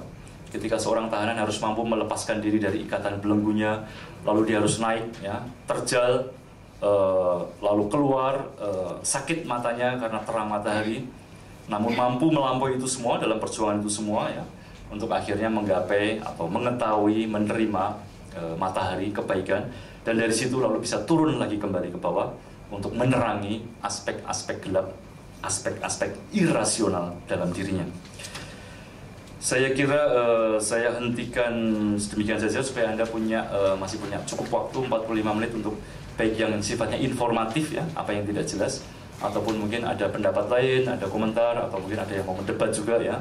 Jadi saya terbuka saja, silahkan. Sekarang saya berikan waktu pada Anda kalau ada komentar, pertanyaan, atau sanggahan. Saya ingin namanya dulu. Nama saya Saidiman. Saya ingin tanya soal tadi yang tiga hal tadi, level pedagang, kemudian prajurit dan filsuf. Apakah itu semacam hierarkis atau sebetulnya orang masing-masing bisa optimal di masing-masing posisi itu? Kalau misalnya saya baca tulisan Leo Strauss misalnya soal Platon ini, dia menunjukkan justru bahwa di masing-masing level itu sebetulnya orang bisa mencapai keadilan dan atau kebaikan itu. Tetapi kan persoalannya adalah kadang-kadang ini juga ingin saya pertanyakan juga untuk Platon juga. Persoalannya adalah apa yang dianggap oleh pada level petani itu baik atau adil, itu belum tentu sebetulnya adil dan baik. Persoalan utama dalam cara berpikir semacam ini adalah biasanya pertanyaannya adalah siapa yang menentukan itu adil dan baik. Dan ini menjadi persoalan bagi kita ketika kemudian hanya para filsuf lah yang mengetahui itu semua. Artinya sebetulnya saya justru melihat bahwa Platon ingin bahwa seluruh orang itu menjadi filsuf sebetulnya, bukan hanya segelintir orang yang kemudian menjadi raja dan ratu itu, tapi seluruhnya ingin menjadi filsuf. Ini menjadi bermasalah misalnya ketika ia kemudian mengidealkan satu negara yang itu negara militer kan, negara sebagai camp bagi militer. Karena ini persoalan kedua, karena kebaikan buat yang sebenarnya itu selalu mengarah kepada kebaikan diri, kepada kebaikan individu pada mulanya. Jadi hasrat untuk mencapai kebaikan itu kan ditujukan untuk diri sendiri. Diri sendiri artinya bukan hanya individu tetapi juga kemudian kepada komunitas, sehingga kebaikan itu selalu mengarah kepada diri dan komunitas. Jadi apa yang baik buat diri dan komunitas itu adalah kebaikan. Makanya tadi ketika ada seseorang yang melakukan korupsi, sebetulnya dia tidak tahu bahwa itu buruk. Dia menganggap itu baik buat dirinya, tetapi ketika ia melakukan korupsi itu artinya buruk buat komunitas. Kalau komunitas buruk, itu buruk buat dirinya sendiri. Jadi dia tidak mengetahui itu. Jadi menurut saya Platon justru tidak mengandaikan bahwa Romo Setio tadi menyatakan bahwa ada orang yang pintar misalnya atau punya pengetahuan tetapi melakukan kejahatan. Sebetulnya Platon menutup kemungkinan itu, karena tidak akan mungkin ada orang yang tahu dan kemudian yang melakukan kejahatan, karena kalau ia tahu dia tidak akan melakukan, karena itu akan merugikan dirinya sendiri. Itu artinya dia tidak tahu. Nah, persoalan kemudian muncul ketika arah dari kebaikan dan keadilan itu hanya untuk diri sendiri, individu dan komunitas atau negara. Di dalam dialog Sokrates dan macam-macam orang itu kan dikemukakan bahwa kejahatan itu harus diarahkan keluar, diarahkan kepada musuh. Jadi kebaikan itu hanya untuk komunitas. Kita harus berbuat jahat untuk orang lain. Saya nggak tahu, saya bertanya apakah begitu? Terima kasih. Nama saya Fatimah Zahra. Yang ingin saya tanyakan adalah, saya beranggapan bahwa Platon ini mengandaikan sebuah kebaikan yang tidak relatif. Kebaikan yang tidak relatif. Kebaikan itu bisa dituju dari kita tahu, pengetahuan. Tapi kemudian saya jadi bertanya-tanya, pengetahuan macam apa yang disebut oleh Platon? Standar pengetahuan macam apa sehingga pengetahuan itu tidak menjadi relatif? Karena dalam mau tidak mau dalam pengetahuan manusia itu, manusia dalam mengetahui selalu terpengaruhi oleh ciri antropologis, kalau karena Spelling menyebutnya ciri antropologis, atau hal-hal dalam sekitar lingkungannya yang mempengaruhi, dan itu tidak bisa dilepaskan. Maka standar pengetahuan macam apa yang Platon sebut itu sebagai sebenar-benarnya pengetahuan, sehingga membuat manusia berbuat baik karena dia tahu akan pengetahuan tersebut. Kita ya. Terima kasih. Terima kasih. Dua-dua aja ya. Saya jawab yang terakhir dulu, lebih cepat jawabnya ini. Standar pengetahuan apa? Ya, kalau saya mau menjawab dengan brutal begitu ya tidak ada standar begitu ya. Karena definisi filosofus adalah seorang pecinta kebijaksanaan. Artinya ketika Anda mencintai kebijaksanaan, Anda tidak pernah berpretensi bijaksana. Anda tidak pernah berpretensi memiliki pengetahuan. Ya, jadi tidak ada standar. Kalau saya mau jawab secara brutal ya. Tapi kalau saya mau saya jawab secara baik-baik ya, kira-kira mencari apa bayangannya Platon begitu ya untuk sampai ke kebaikan yang dialegorikan seperti orang keluar gua menatap matahari kebaikan ya. Dia bicara begini. Ini berkaitan dengan pertanyaan kamu juga tadi itu ya mengenai bahwa katanya Platon mau membentuk negara militer, bahwa semua orang harus jadi filsuf gitu. Begini. Dalam buku Politeia, Platon menekankan bagaimana membentuk manusia yang baik. Dia menekankan pertama, satu, ada seleksi bakat. Ya, jadi maaf, tidak semua orang berbakat filsuf. Ini Platon ya, jadi ada orang yang bakatnya tentara ya, itu tidak bisa. Dari kecil itu melihat agresivitasnya, melihat apa ya, suka jagoan segala macam. Ini orang nggak bakal ini ya bisa sekolah duduk dengan tenang, apalagi sampai dokter, nggak bakal. Paling banter jadi tentara atau satpam atau pimpinan geng. Ada anak yang dari kecil itu bakatnya udah bakat filsuf, udah dikatakan Platon itu cermat anaknya, berpikir cepat, ya, pikirannya cepat, cenderung pada kebaikan. Ya, jadi ada kan anak-anak kecil begitu SD yang dari kecil itu sudah kalau melihat temannya disalahi dia bela. Gitu. Jadi bukannya ikut mukuli tapi malah membela. Jadi rasa terhadap injustice-nya itu besar. Nah, Platon mengatakan pilihlah born philosopher. Pilihlah natural philosopher. Jadi pilihlah orang-orang yang kodratnya, bakatnya adalah filsuf. Ya, ini hanya sedikit ya, nggak banyak. Lalu anak ini dididik ya supaya nanti sampai ke pengetahuan kebaikan tadi itu. Dididik pertama dengan apa? Pada sampai umur 14 tahun didiklah dengan musik. Berikan musik-musik yang baik. Ya, musik-musik yang tidak terlalu mendayu-dayu, melambai-lambai, juga bukan musik yang terlalu ngerok gitu ya. Karena nanti kalau anak kecil dikasih musik kayak gitu, jadinya kalau anak-anak Anda di rumah usia SD ya, Anda setelkan dangdut setiap hari atau heavy metal setiap hari ya, bisa dibayangkan hasilnya seperti apa ya. Nanti jiwanya menjadi nggak harmonis. Maka berikanlah puisi-puisi ya yang indah, cerita-cerita, dongeng yang baik ya, jangan dongeng Bang Maman ya.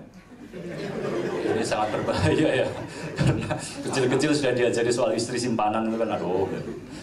Atau yang dikatakan beberapa teman kemarin di PSIK itu bahwa ada di beberapa pesantren yang bukunya kecil-kecil itu sudah mengajarkan siapa itu musyrik dan kafir yang boleh dibunuh.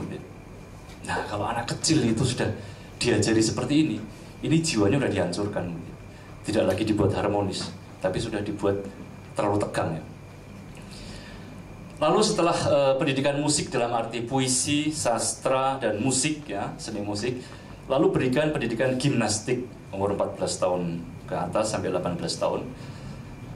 Nanti dari pendidikan musik ketahuan ya jiwa-jiwa mana yang siap untuk diajari.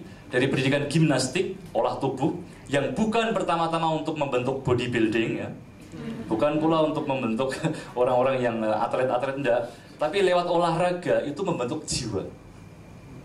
Saya tidak tahu apakah Anda sadar ini ya, karena dari dulu saya suka sepak bola dan sepak bola saya tidak bagus ya. Maka setiap kali bermain sepak bola itu adalah latihan jiwa sebetulnya, karena saya selalu diposisikan di tempat yang tidak seharusnya begitu kan, diambil oleh teman-teman lain yang jago begitu kan. Jadi itu adalah latihan jiwa ya sepak bola. Ya senang-senang fun, tapi saya tahu bahwa saya tidak mainnya tidak bagus gitu ya. Sehingga ya sudah tempatnya di situ aja gitu ya.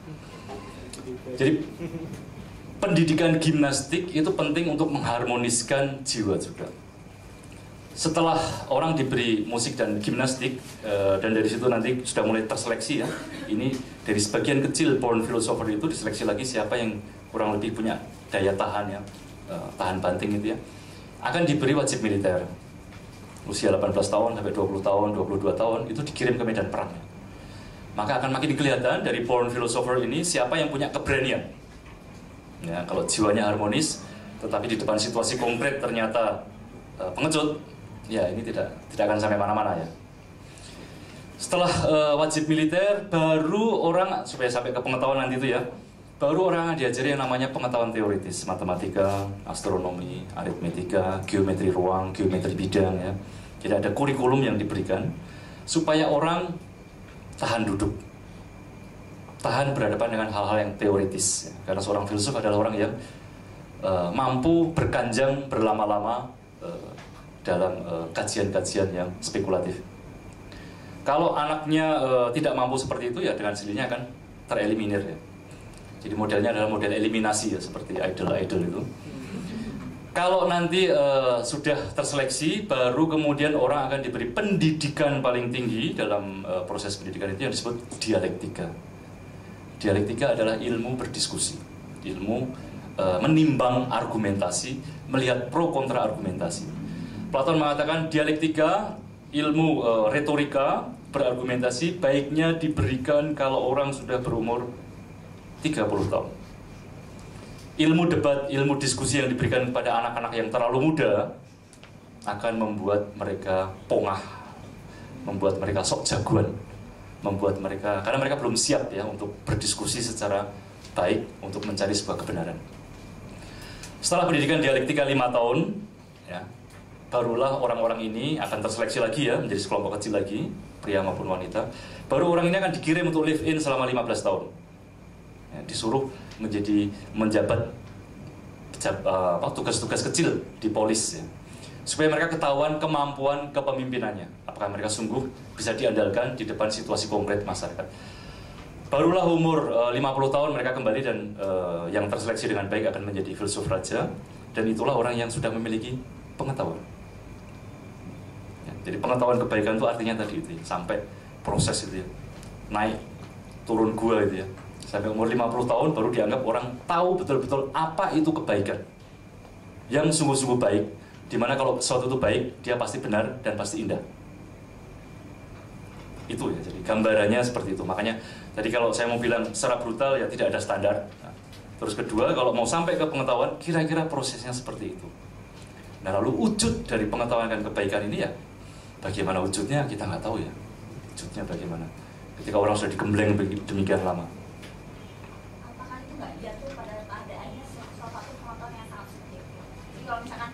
Kalau subjektif itu kan artinya kamu hanya memiliki pengetahuan dari angan-angan kamu sendiri ya. Tapi kalau pengetahuan kamu itu sudah dilatihkan ya, secara konkret ya, apalagi dalam masyarakat ya, sudah terjun selama 15 tahun di masyarakat, tentu kebaikan yang kamu pegang tidak akan, ya tentu ada subjektivitas tidak bisa dihilangkan ya. Tetapi tentu sudah lebih mengakomodasi apa yang ada dalam realitas. Saya bayangkan begitu. Nah, terus pertanyaan yang pertama tadi dari Sayyidiman, pertanyaan yang cukup rumit ya. Rumit juga karena kadang-kadang kamu bicara kebaikan, keadilan ya, jadi satu. Itu dua hal berbeda ya.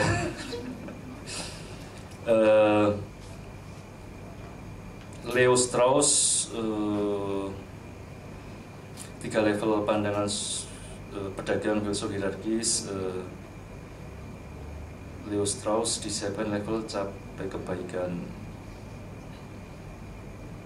Siapakah yang menentukan sesuatu itu baik atau tidak? Lewat bayangan yang sudah saya gambarkan tadi, jadi jelas ya bahwa untuk sampai ke filsafat itu tidak semua orang ya, tidak semua orang menjadi itu. Jadi impian Platon membuat negara barat itu juga tidak sepenuhnya betul ya, karena Platon juga memberi tempat pada pedagang, memberi tempat pada militer ya. Hanya memang ada preferensi bahwa yang memimpin mereka itu adalah born natural philosopher yang sudah diseleksi, dan mereka itu memerintah di nomoi, the laws digambarkan memerintah dalam komite. Jadi ada yang namanya dewan malam hari. Dewan malam hari yang mendiskusikan hal-hal yang terjadi di polis, lalu hal-hal apa yang mesti ditimbang untuk keesokan harinya. Jadi dalam soal seperti itulah yang namanya kriteria kebaikan ya. Satu tadi sudah lewat pendidikan yang cukup lama, dan kedua itu didiskusikan, didialektikakan antar mereka yang memegang itu ya.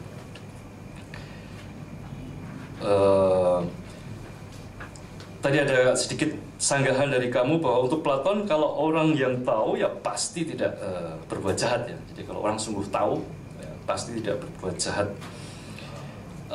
Saya berikan contohnya saja bahwa banyak orang tahu, tetapi juga ya pengetahuannya itu untuk sesuatu yang tidak jelas ya. Saya sudah mengatakan tadi sofis misalnya. Satu figur sofis yang sangat kuat di Politeia namanya Thrasymachos, orang pandai ya. Sofis itu orang pandai, orang yang sejajar dengan Socrates, dengan Platon.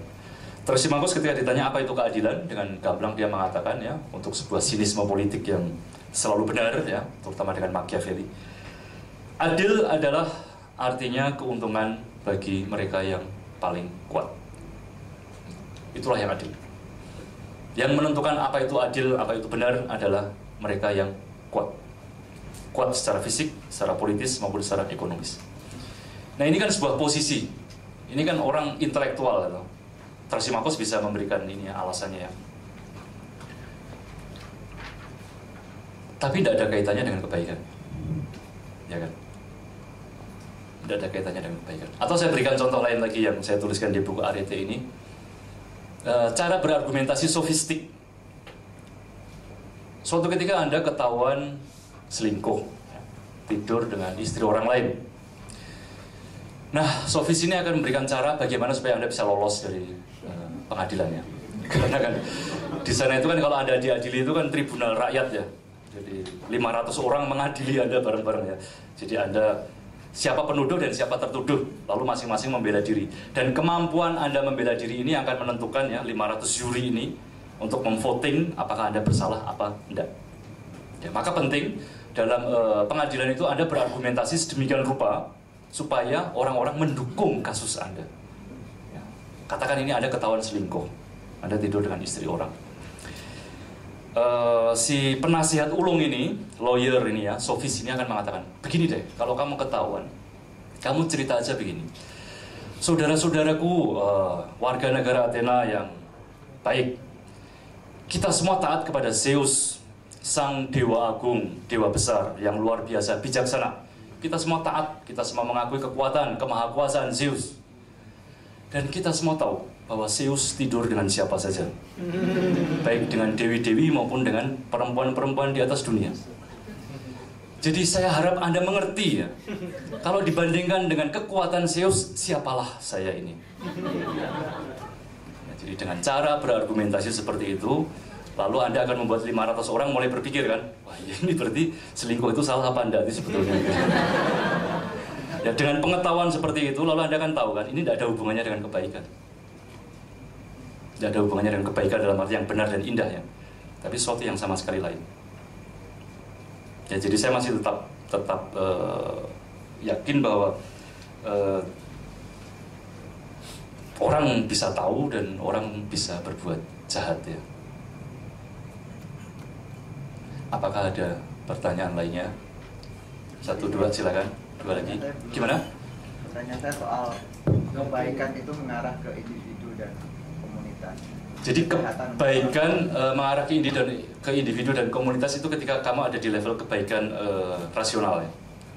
Karena kalau kamu kebaikan masih di level epitomia, ya biasanya ketika Anda menganggap uang sebagai kebaikan tertinggi hidup Anda, saya kok nggak yakin bahwa di situ ada dimensi komuniter.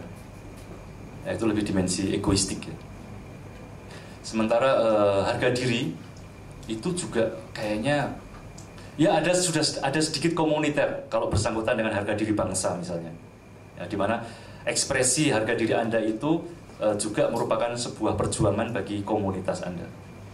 Nah, lebih tinggi lagi adalah tentu kebaikan dalam arti pertimbangan rasional ya, di mana di situ tentu diri dan komunitas. Dan bukan hanya diri dan komunitas, tetapi dikatakan juga Platon ada semacam unsur ilahi yang Anda libatkan di situ.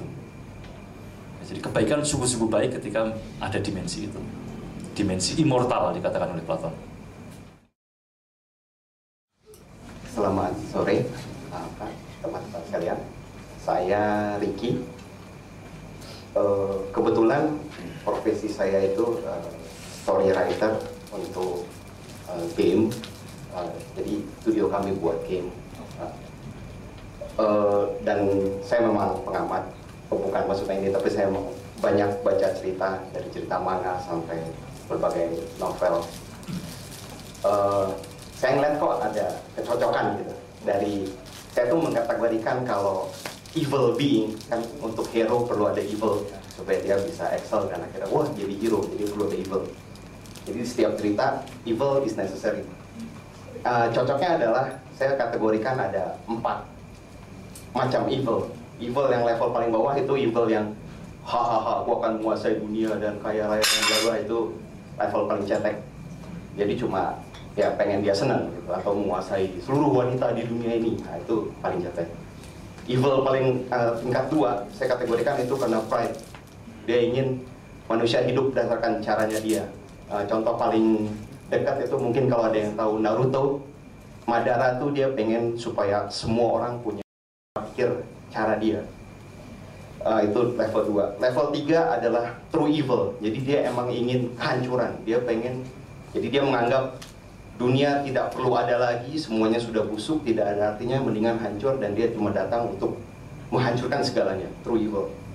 Nah, level di paling atas, saya kok makanya tadi ngomong soal kejahatan karena ketidaktahuan. Saya kok berhasil menemukan pola kalau kejahatan yang paling atas itu adalah karena dia melakukan untuk kebaikan. Jadi saya membuat satu dunia di mana si sang dewa kejahatan itu dia memang sengaja membuat suatu plot agar manusia bersatu dan menjadi baik. Jadi dia membuat dia menjadi penjahat supaya ada common enemy, sehingga whole universe, semua tokoh-tokoh di situ bersatu, di mana awalnya mereka terpecah belah, tapi karena ada, wah ini ada danger yang lebih besar nih, kita mesti bersatu nih, wah. Jadi kita mesti bersatu dan melawan. Jadi tapi si penjahat itu tahu kalau dia itu jadi jahat untuk kebaikan. Jadi menurut saya sebenarnya ini mungkin fiktif, tapi secara teori dan secara analisa saya pribadi ada kejahatan untuk kebaikan. Gitu. Bagaimana komentar Anda? Terima kasih.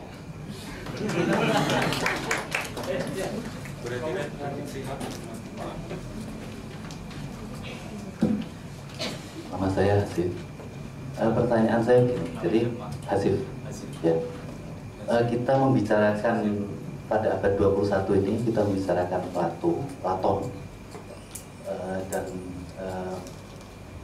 ini pertanyaannya sebetulnya begini aja.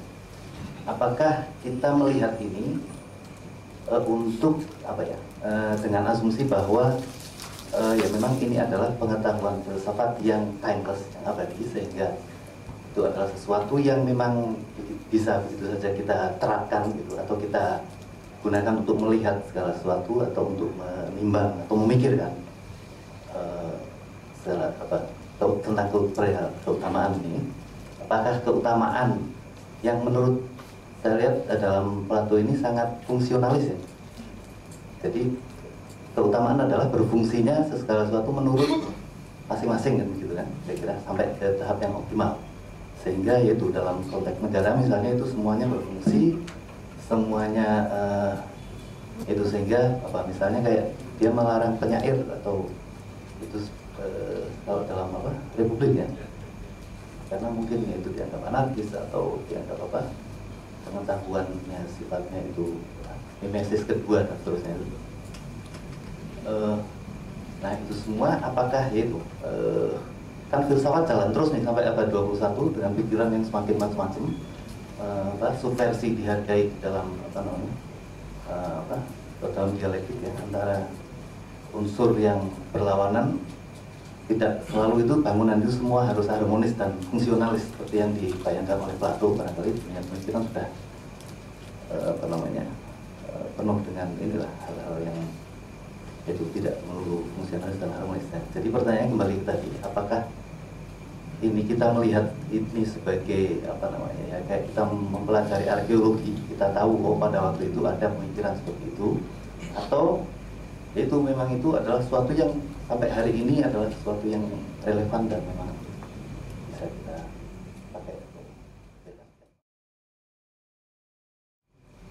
Nama saya Rahma. Pertanyaan saya singkat ya. Jadi saya masih sulit memahami bagaimana orang yang melakukan kejahatan itu dia berpikir bahwa apa yang dia lakukan itu sebetulnya baik, tapi ternyata itu jahat. Apakah ini ada hubungannya dengan ketika orang lahir dia sebetulnya sudah punya suara hati gitu ya, suara hati yang baik dan suara hati yang buruk. Jadi ketika dia akan melakukan sesuatu, maka di dalam hatinya itu akan ada pertentangan antara suara hati yang baik dan suara hati yang buruk. saya berlatar belakang hukum gitu ya. Jadi ketika dulu saya belajar di Fakultas Hukum, almarhum Profesor Sacipto Raharjo itu sering mengingatkan bahwa yang penting dalam diri manusia itu adalah hati nurani, suara hati. Gitu. Dan itu kemudian akan bisa memfilter orang untuk melakukan perbuatan mana yang baik dan mana yang jahat. Gitu. Bagaimana pendapat Romo mengenai itu? Terima kasih.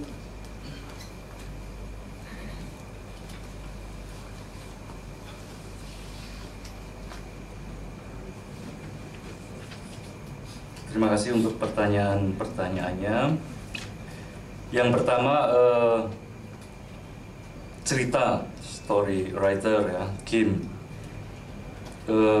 Kategorisasi yang Anda buat ya, jadi ada macam-macam evil begitu, tentu menarik, dan yang paling tentu merangsang untuk berpikir itu kan kategori keempat tadi yang Anda katakan bahwa seseorang menjadikan diri jahat demi kebaikan ya, artinya menjadi figur martir tapi kebalik ya.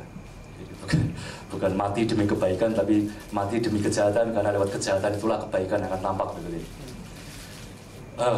Apakah Star Wars sudah membicarakan itu ya? Saya tidak tahu. Dalam episode terakhir itu ya, si Anakin itu mungkin sudah dibahas itu ya. Jadi bisa kamu dalami lewat Star Wars. Tapi yang jelas begini, posisi Platon mengenai evil, mengenai kejahatan. Jadi ada yang namanya kejahatan dalam arti sebagai sesuatu yang niscaya, bagian dari alam yang tidak bisa diapa-apakan. Ada kejahatan dalam arti moral yang merupakan bagian dari pilihan-pilihan bebas manusia. Yang menurut Platon, jadi meskipun dia mengatakan bahwa manusia bisa dengan pilihan bebasnya bisa berbuat jahat, dan de facto di alam semesta ini ada yang namanya evil, ya, gunung meletus, ya, ada tsunami, ada bencana-bencana, ya, ada evil di alam semesta ini. Meskipun ada keburukan-keburukan begitu, keyakinan Platon adalah bahwa evil tidak pernah menjadi prinsip yang sejajar dengan goodness. Ya, jadi ini sesuatu yang saya kira tajam di Platon ya. Itu makanya Platon akan selalu menjadi inspirasi untuk banyak orang yang juga sealiran begitu ya. Platon bukanlah seorang dualis yang mengatakan bahwa ada prinsip kejahatan yang bertempur dengan prinsip kebaikan. Jadi sebuah visi moral kaum Gnostik di abad-abad kedua, ketiga Masehi ya, yang mengajarkan sebuah hidup bijaksana berdasarkan visi dunia yang terbelah. Ya, jadi ada the Prince of Darkness yang bertempur dengan the Prince of Good. Ya. Dan masing-masing memiliki malaikat-malaikatnya sendiri-sendiri. Ya, jadi Prince of Darkness itu punya malaikat agung siapa yang jahat, lalu malaikat kecil-kecil, lalu ada jin siapa lagi, lalu jadi banyak turunannya sampai nanti akhirnya penguasa-penguasa dunia yang mengabdi pada pangeran kegelapan. Ya, inilah orang-orang yang memberikan nyawanya untuk pangeran kegelapan. Sementara di sisi lain ada yang namanya kebaikan ya, dengan panglima-panglimanya, dengan malaikatnya. Dan ini semua adalah pertempuran kosmik yang tidak pernah berhenti di dunia ini maupun di dunia sana. Jadi kita dimasukkan dalam sebuah visi dunia yang agak paranoid begitu ya. Konspirasi kebaikan melawan konspirasi kejahatan. Sementara Platon tidak. Platon tidak pernah berpikir bahwa kejahatan adalah sebuah prinsip, bahwa sebuah kejahatan mempunyai entitasnya sendiri, bahwa sebuah kejahatan itu sesuatu yang perlu ditakuti ya. Jadi bagi Platon satu-satunya prinsip adalah kebaikan. Itu. Lalu kalau ditanya lalu kenapa ada kejahatan? Kenapa ada alam semesta, gunung Merapi meletus, tsunami? Ya dia mengatakan kalau ada bagian dari alam ini yang tidak mengikuti seluruh kemauan baik kita, misalnya kita dengan tubuh kita ini ya, kita kan pengen banyak hal dengan tubuh kita, tapi kan tidak bisa, kita harus tidur, kita harus istirahat ya. Termasuk kalau Anda menengok, tidak bisa 360 derajat ya, hanya ya segini saja bisa menengoknya ya. Lutut Anda tidak bisa ditekuk ke depan ya, bisanya ditekuk ke belakang. Nah, kenapa tubuh kita ini nggak mengikuti semua keinginan baik kita? Kenapa alam semesta ini tidak semuanya baik? Kenapa ada tsunami, ada gunung meletus? Ya, jawabannya Platon ya, ini bagian dari decay, dari takdir, dari semacam hukum alam yang tidak berhasil ditundukkan oleh rasionalitas. Nah, jadi dalam soal evil dalam arti kosmik ya, ini adalah bagian dari decay, dari takdir. Sementara bagi manusia dengan pilihan-pilihan bebasnya, kalau ada kejahatan moral, Platon percaya bahwa ya ini rasionalitas yang dituju meleset, maka muncullah kejahatan. Jadi kejahatan tidak pernah menjadi prinsip dalam dirinya sendiri. Kalau sebuah takdir semacam hukum kosmik yang tidak bisa dibantah, ya sudahlah, itu bagian dari resistensi alam terhadap rasionalitas. Itu makanya untuk menjawab pertanyaan kedua tadi itu ya dari Mas Hafiz ya, banyak hal dalam Platon yang bisa kita dalami ya. Jadi tidak sesimpel bahwa dialektika terus fungsionalis ya. Derrida menemukan intuisi tentang différance itu justru lewat kajiannya atas Timaios dari Platon. Ketika Platon kan gampangnya dikenal sebagai, ya secara umum orang mengatakan pemikir dualis, dunia idea begitu ya. Tapi saya mengatakan hati-hati ya, tidak pernah kita bisa menemukan kata dunia idea dalam teksnya Platon ya. Tidak ada satu kata pun dunia idea dalam filsafatnya Platon. Platon berbicara mengenai idea, iya. Berbicara mengenai dunia indrawi, iya. Nah, di antara yang sensibel dan intelligible, antara idea dan indrawi ini, atau kalau dalam bahasa kosmologisnya di Timaios, antara idea dan air, api, tanah, dan udara, ya, ada yang namanya kora. Kora adalah jambangan, sebuah tempat di mana idea itu bercampur dengan unsur material untuk memunculkan dunia ini. Dan dari kora inilah semua maksud baik, tindakan rasional dari Demiurgos, dari dia yang membuat dunia ya, yang menciptakan dunia ini, semua maksud baik dari Demiurgos itu tidak terwujudkan di dunia nyata karena persis ada resistensi yang namanya kora. Kora adalah bagian dari yang sensibel, bagian dari air, api, tanah, dan udara yang tidak tunduk pada rasio.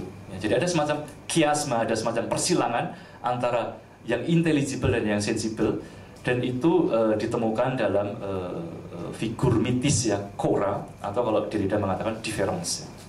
Bahwa tidak bisa kita mengkonsepkan sepenuhnya apa yang ada di depan mata kita. Hal lain misalnya itu kalau kita berpikir dari bawah ya, par default ya, dari yang paling bawah, par excellence kita bisa mengatakan soal kebaikan misalnya. Mungkin omongan saya tadi itu mengesankan bahwa seolah-olah dengan filsafat kita bisa mengetahui kebaikan itu apa ya. Tapi kan tadi saya sudah mengoreksi bahwa tidak ada standar pengetahuan dan prosesnya panjang.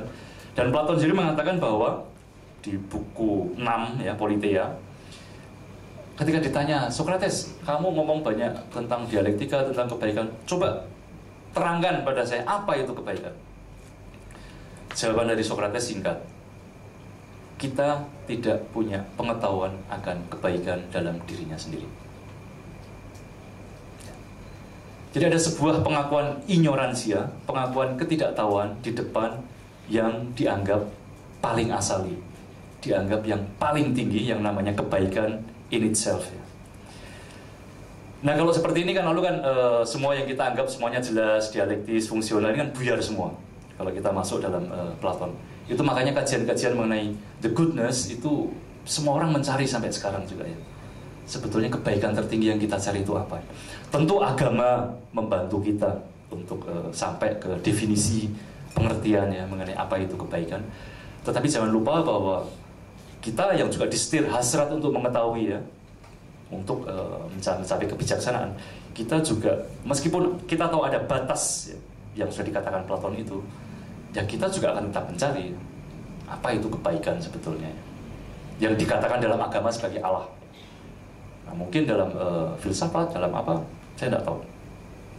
Jadi concern saya berbicara mengenai Platon tentu ada dimensi arkeologisnya, ya, jadi berusaha membuat bisa dipahami ya unsur-unsur pemikiran dari Platon ini.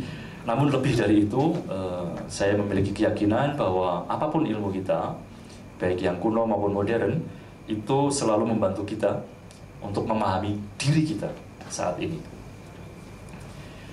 Untuk pertanyaan Rahma soal suara hati,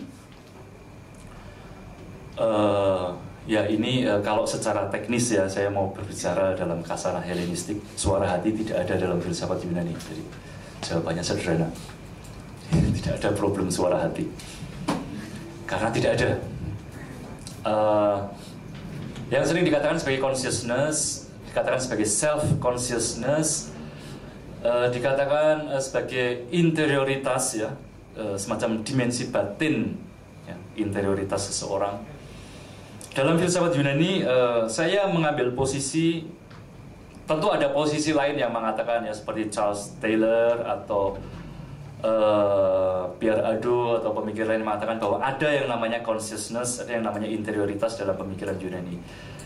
Saya nggak begitu yakin dengan itu ya. Saya lebih mengikuti pandangan yang mengatakan bahwa soal suara hati itu baru muncul dengan adanya monoteisme. Ya, ketika agama mengatakan bahwa kita ini diciptakan oleh Allah sebagai sesuatu yang unik, artinya kita ini mengatasi alam semesta ya. Kita ini mengalami alam, kita mengatasi alam semesta, kita menjadi kafilah ya. Kita semacam punya misi besar menaklukkan kosmos. Maka suara hati menjadi sangat penting ya, karena ada misi yang penting. Nah, sementara bagi Yunani enggak. Bagi Yunani itu kita ini bagian dari kosmos. Kita ini bagian dari dunia, dari kosmos. Saya mendefinisikan diri saya bukan dengan melongok interioritas saya, sesuatu yang unik yang diciptakan dari Allah itu, tetapi dengan melihat dinamika internal, eksternal diri saya. Jadi bagaimana tumos saya, bagaimana epitomia saya, bagaimana rasio saya ya. Dan dalam bahasa Sokratik, bagaimana daimon itu demon, dalam bahasa Inggrisnya demon artinya setan, artinya roh ya. Tapi di sini artinya daimon artinya malaikat yang baik ya. Jadi roh yang baik. Jadi Sokrates seringkali mengatakan bahwa menurut daimon saya harus melakukan ini atau itu.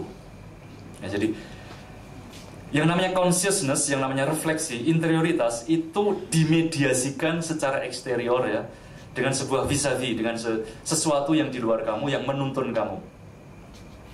Jadi pertimbangan baik buruk, pencarian identitas diri dalam filsafat Yunani itu ditemukan dalam tempatnya di kosmosnya, di masyarakatnya, di polisnya, maupun di dunia. Manusia adalah makhluk yang terletak di antara binatang dan para dewa. Manusia ditarik oleh dua kekuatan itu. Dia kalau hidupnya jelek artinya dia menyerupai binatang, dan nanti reinkarnasi akan menjadi binatang ya. Jadi kalau Anda suka marah, suka menggonggong ya, nanti kalau meninggal reinkarnasi Anda menjadi anjing. Kalau Anda orang yang menggunakan rasio Anda secara tekun, disiplin ya, menjadi pekerja yang baik, yang ramah, yang tertib, disiplin, menurut Platon ya itu baik ya, tapi nggak cukup ya. Nanti kalau Anda mati, Anda akan berubah menjadi binatang-binatang yang juga disiplin, tekun, rapi, jujur, bekerja dengan penuh semangat, yaitu rayap dan semut. Jadi itulah penempatan manusia dalam kosmologi Platon. Dan kalau Anda berhasil menjalankan eros rasio Anda secara maksimal, Anda menyerupai para dewa ya, maka Anda akan masuk ke alam kaum terberkati. Anda menikmati nektar buah-buahan yang dimakan para dewa. Tetapi juga jangan lupa bahwa Anda menikmati surga semacam itu hanya sebentar. Karena setelah itu, baik yang dihukum di neraka maupun yang diberi hadiah di surga, pada satu titik setelah 1000 tahun akan dikumpulkan kembali di sebuah padang untuk diundi lagi. Setiap orang memilih jenis hidup apa yang mau dia alami di dunia nantinya. Jadi surga dan neraka ada di Platon, tapi sementara. Karena setelah itu semua nasib jiwa akan dikocok ulang. Jadi nanti di buku 10 itu bagus, buku 10 dari Politeia itu ya, cerita mengenai eskatologinya Platon ya. Bahwa setiap orang memilih, sebetulnya setiap orang, Anda menjadi filsuf, Anda menjadi pedagang, menjadi tentara, atau menjadi apapun itu, sebetulnya Anda sendiri yang milih di dunia sana dulu. Masalahnya kenapa nggak ingat? Nah, kalau Platon mengatakan, Ya karena ketika setelah Anda milih itu lalu Anda digiring ke sebuah sungai, sumber air sungai yang namanya Lethe. Setiap orang harus minum air dari sungai Lethe itu. Lethe dalam bahasa Yunani artinya pelupaan. Jadi karena Anda sudah minum air pelupaan, maka ya sekarang Anda tidak ingat ya apa yang Anda pilih dulu. Itu kira-kira kosmologi dalam jadi pencarian suara hati memang saya tidak berani menjawab di Platon karena memang titik tolaknya secara diametral berbeda, filsafat Yunani dan monoteisme. Apakah masih ada pertanyaan? Nama saya Darussalam. Tadi Romo sampaikan tentang esensi dari Platon bahwa apa yang disebut jahat seringkali dilakukan orang justru karena ia menganggap hal tersebut sebagai baik. Kemudian dalam paragraf selanjutnya Romo juga di makalah ini menyampaikan bahwa orang korupsi berbuat jahat karena ketidaktahuannya. Mungkin karena ia berpikir bahwa negara itu jahat sehingga ia mencuri uang negara bagiannya adalah itu sebuah kebaikan. Kemudian ada ada contoh tentang Petrus. Di sini ada tokoh Yogi Suwardi Mehmet. Saya jadi ingat hero saya dalam sebuah film Robin Hood yang jauh lebih keren dari Yogi Suwardi Mehmet. Robin Hood bagi publik waktu itu di film itu Robin Hood dianggap sebagai pahlawan. Dia melakukan sebuah kebaikan walaupun mungkin pada saat itu bagi pemerintahan yang berkuasa Robin Hood dianggap sebagai jahat. Dan kalau kita juga mungkin berpikir secara rasional, apa yang dilakukan Robin Hood walaupun untuk kebaikan yang namanya Robin Hood merampok tetap adalah sebuah perampokan, sebuah kejahatan. Saya ingin bertanya, lalu tentang apa yang sudah saya sampaikan tadi, siapakah sebenarnya yang memberikan standar baik itu atau yang memberikan label baik itu siapa? Pertanyaan itu ada kaitannya dengan mungkin pertanyaan tadi Mbak tadi yang tentang kebaikan itu lahir dari hati nurani. Kalau misalkan kebaikan itu, label kebaikan itu muncul dari publik atau mungkin labelnya itu muncul dari sebuah kekuasaan, maka akan timbul tadi yang pernyataan Yogi Suwardi Mehmet yang mengatakan bahwa Petrus itu adalah sebuah kebaikan. Lalu ketika label kebaikan itu muncul dari publik, bakal lahir juga yang namanya kebaikan kosmetik. Ketika orang karena ingin dicitrakan sebagai orang baik, dia kemudian melakukan kebaikan-kebaikan itu. Itu, terima kasih.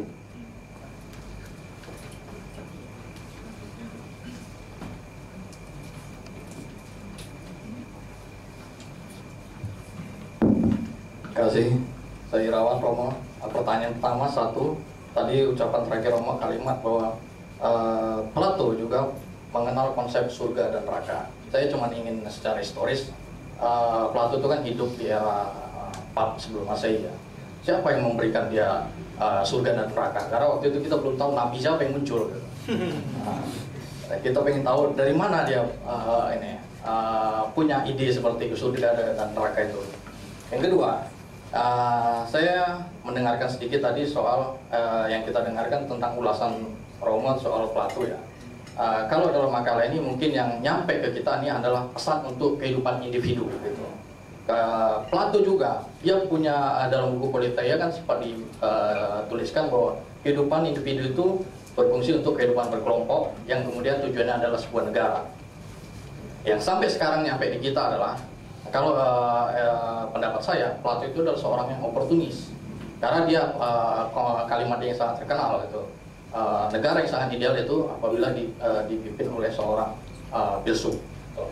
Nah, kalau kita dekati dengan sisi historis, waktu itu Plato itu sangat bisa dibilang sakit hati karena gurunya Socrates itu dihukum oleh penguasa era itu. Gitu. Makanya dia membuat sebuah metode bagaimana raja atau penguasa itu tidak hanya keturunan dewa-dewa, tapi kalau bisa rakyat biasa, orang setiap manusia itu dilahirkan punya ilahi yang sama. Inilah yang dijabarkan dalam keutamaan ini gitu.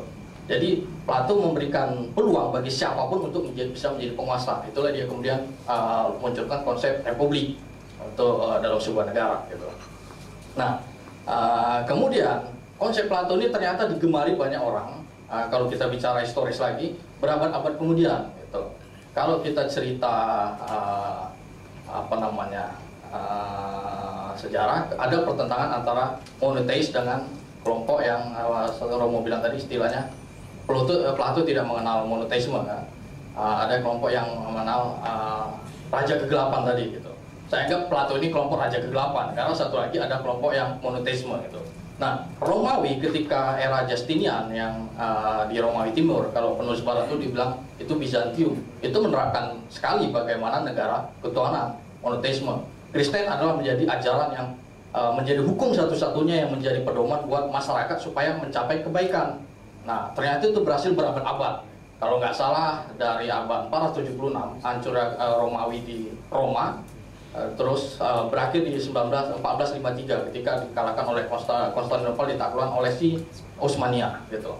Nah, kemudian Imperium Islam juga mengatakan monoteisme itulah menjadi jalan kebaikan kita dalam bernegara, dalam melakukan kehidupan sehari-hari. Itu dari tahun abad 6 sampai abad 1923.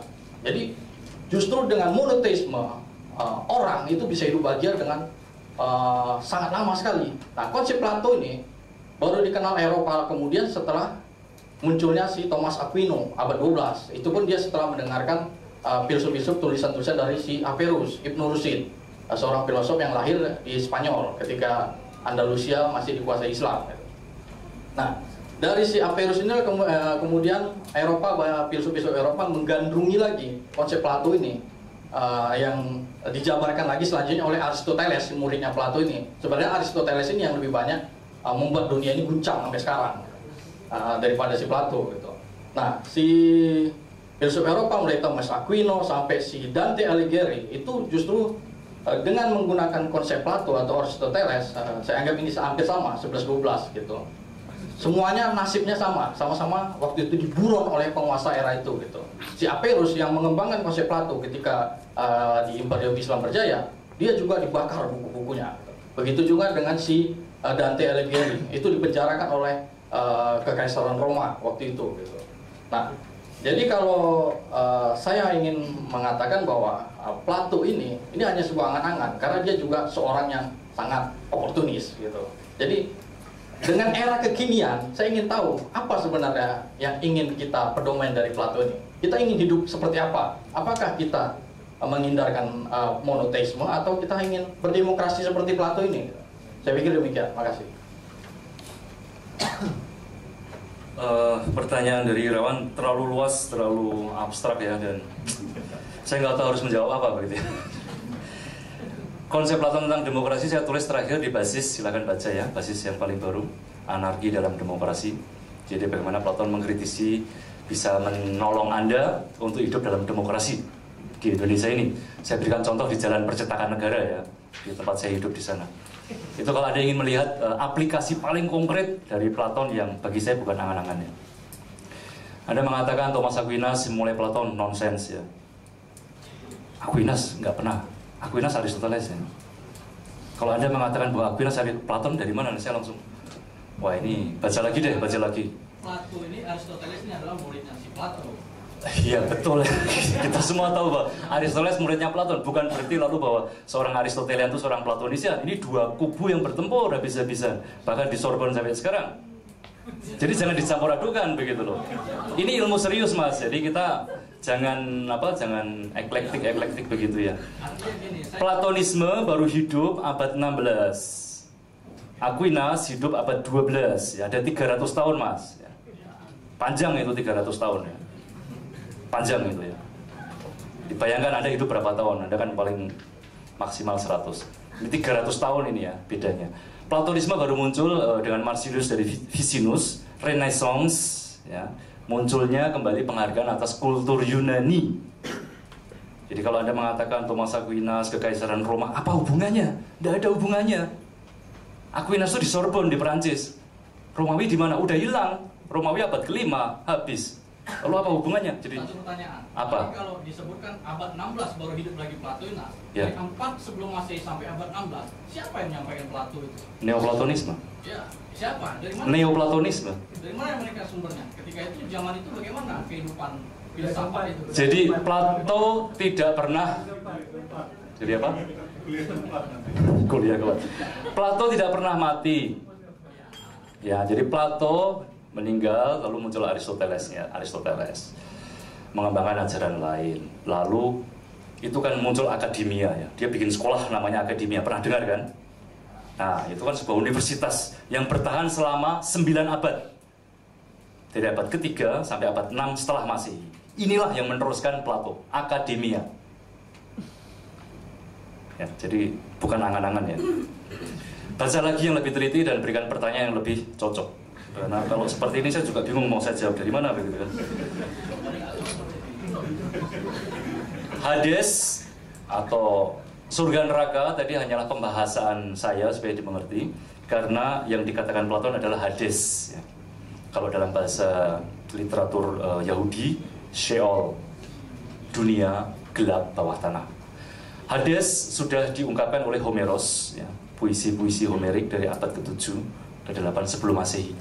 Kalau Anda pernah melihat film-film The War of Troy ya, atau Anda melihat representasi modernnya itu dalam The Lord of the Rings ya, itu ada momen di mana siapa itu namanya Hobbit itu berjalan menuju gunung itu ya, gunung tempat dia harus membuang cincinnya itu, dia melewati rawa-rawa gelap, lalu di rawa itu muncul wajah ya, wajah-wajah yang mengerikan, menakutkan di lumpur itu ya. Itulah gambaran untuk Hades, bahwa setelah mati bayang-bayang dari kita akan tinggal di suatu tempat. Bayang-bayang itu yang disebut jiwa. Hanya di suatu tempat itu orang tidak dihukum dan tidak diberi kenikmatan. Ya sudah, pokoknya afterlife aja. Baru kemudian nanti dengan Pitagorisme ya, ada ide mengenai retribusi setelah kematian. Pitagorisme adalah sekte yang berkembang abad ke-6 di Italia. Abad ke-6 sebelum Masehi di Italia. Ya. Ada semacam konsep bahwa kalau setelah mati sesuai dengan tindakan Anda, lalu Anda akan menerima pahala atau menerima bencana. Dengan Platon gambarannya menjadi lebih metaforis lagi. Baca buku ke-10 Politeia ya. Di situ ada gambaran deskriptif mengenai geografi dunia seberang sana. Geografi Hades. Ada tempat yang enak-enak, ada tempat yang penuh siksaan gitu ya. Dan ada tempat di mana Anda nanti diundi. Ya. Lalu kaitannya dengan monoteisme. Tentu saja monoteisme memberikan sebuah visi juga mengenai afterlife ya. Kalau dalam agama yang saya ikuti, dalam Kristianisme, tidak ada, sayangnya tidak ada deskripsi apa-apa ya, mengenai surga neraka, tidak ada. Tidak ada. Kalaupun ada deskripsi ya itu hanya literatur sekunder atau literatur apa ya yang kita sebut apokrif ya. Literatur yang tidak diakui, yang seolah-olah menggambarkan dunia di sana begini begitu ya. Dari definisi bahwa dunia itu dunia setelah kematian, dan sampai sekarang belum ada orang mati yang memberi kesaksian kepada kita apa yang terjadi di sana. Dari definisinya sendiri kita nggak pernah tahu ya apa yang akan terjadi setelah ini. Ya. Itu ya kalau kita mau sedikit mengikuti Platon, kita menggunakan pikiran kita untuk berpikir. Untuk pertanyaan dari Darussalam, siapakah yang bisa memberikan label baik? Ya, apakah label baik itu dari publik ya? Ataukah bagaimana tadi mengenai contoh mengenai Yuki S. Mehmet, contoh mengenai Robin Hood. Jadi sekali lagi kalau saya mengatakan akhirnya kebaikan bagi Platon itu adalah ketika berdasarkan purifikasi dan dialektika. Jadi artinya Anda bayangkan dengan proses pendidikan tadi itu ya, dari kecil sampai besar, Anda bergerak dari kegelapan dalam gua dengan susah payah, lalu Anda mencapai apa yang Anda sebut kebaikan. Dan kebaikan di sini akhirnya seperti yang sudah saya tadi jawab untuk pertanyaan pertama ya, saya Diman. Kebaikan itu akhirnya bahwa sesuatu itu bisa sungguh-sungguh menjadi kebaikan itu ketika itu memang baik untuk diri Anda, baik untuk komunitas, dan bersangkut pautan dengan yang ilahi. Ya, jadi kalau dalam soal ini artinya kita tidak akan jatuh ke dalam soal publik ya, diperalat segala macam itu. Itu yang bisa saya sampaikan ya untuk pertemuan kita pada hari ini. Terima kasih untuk banyak pertanyaannya ya. Jadi kalau saya menjawab agak keras itu normal ya, karena pertanyaan juga keras ya. Jadi saya agak biasa, saya tidak alergi dengan pertanyaan ya. Hanya kalau pertanyaannya nggak jelas ya saya jawabnya juga nggak jelas.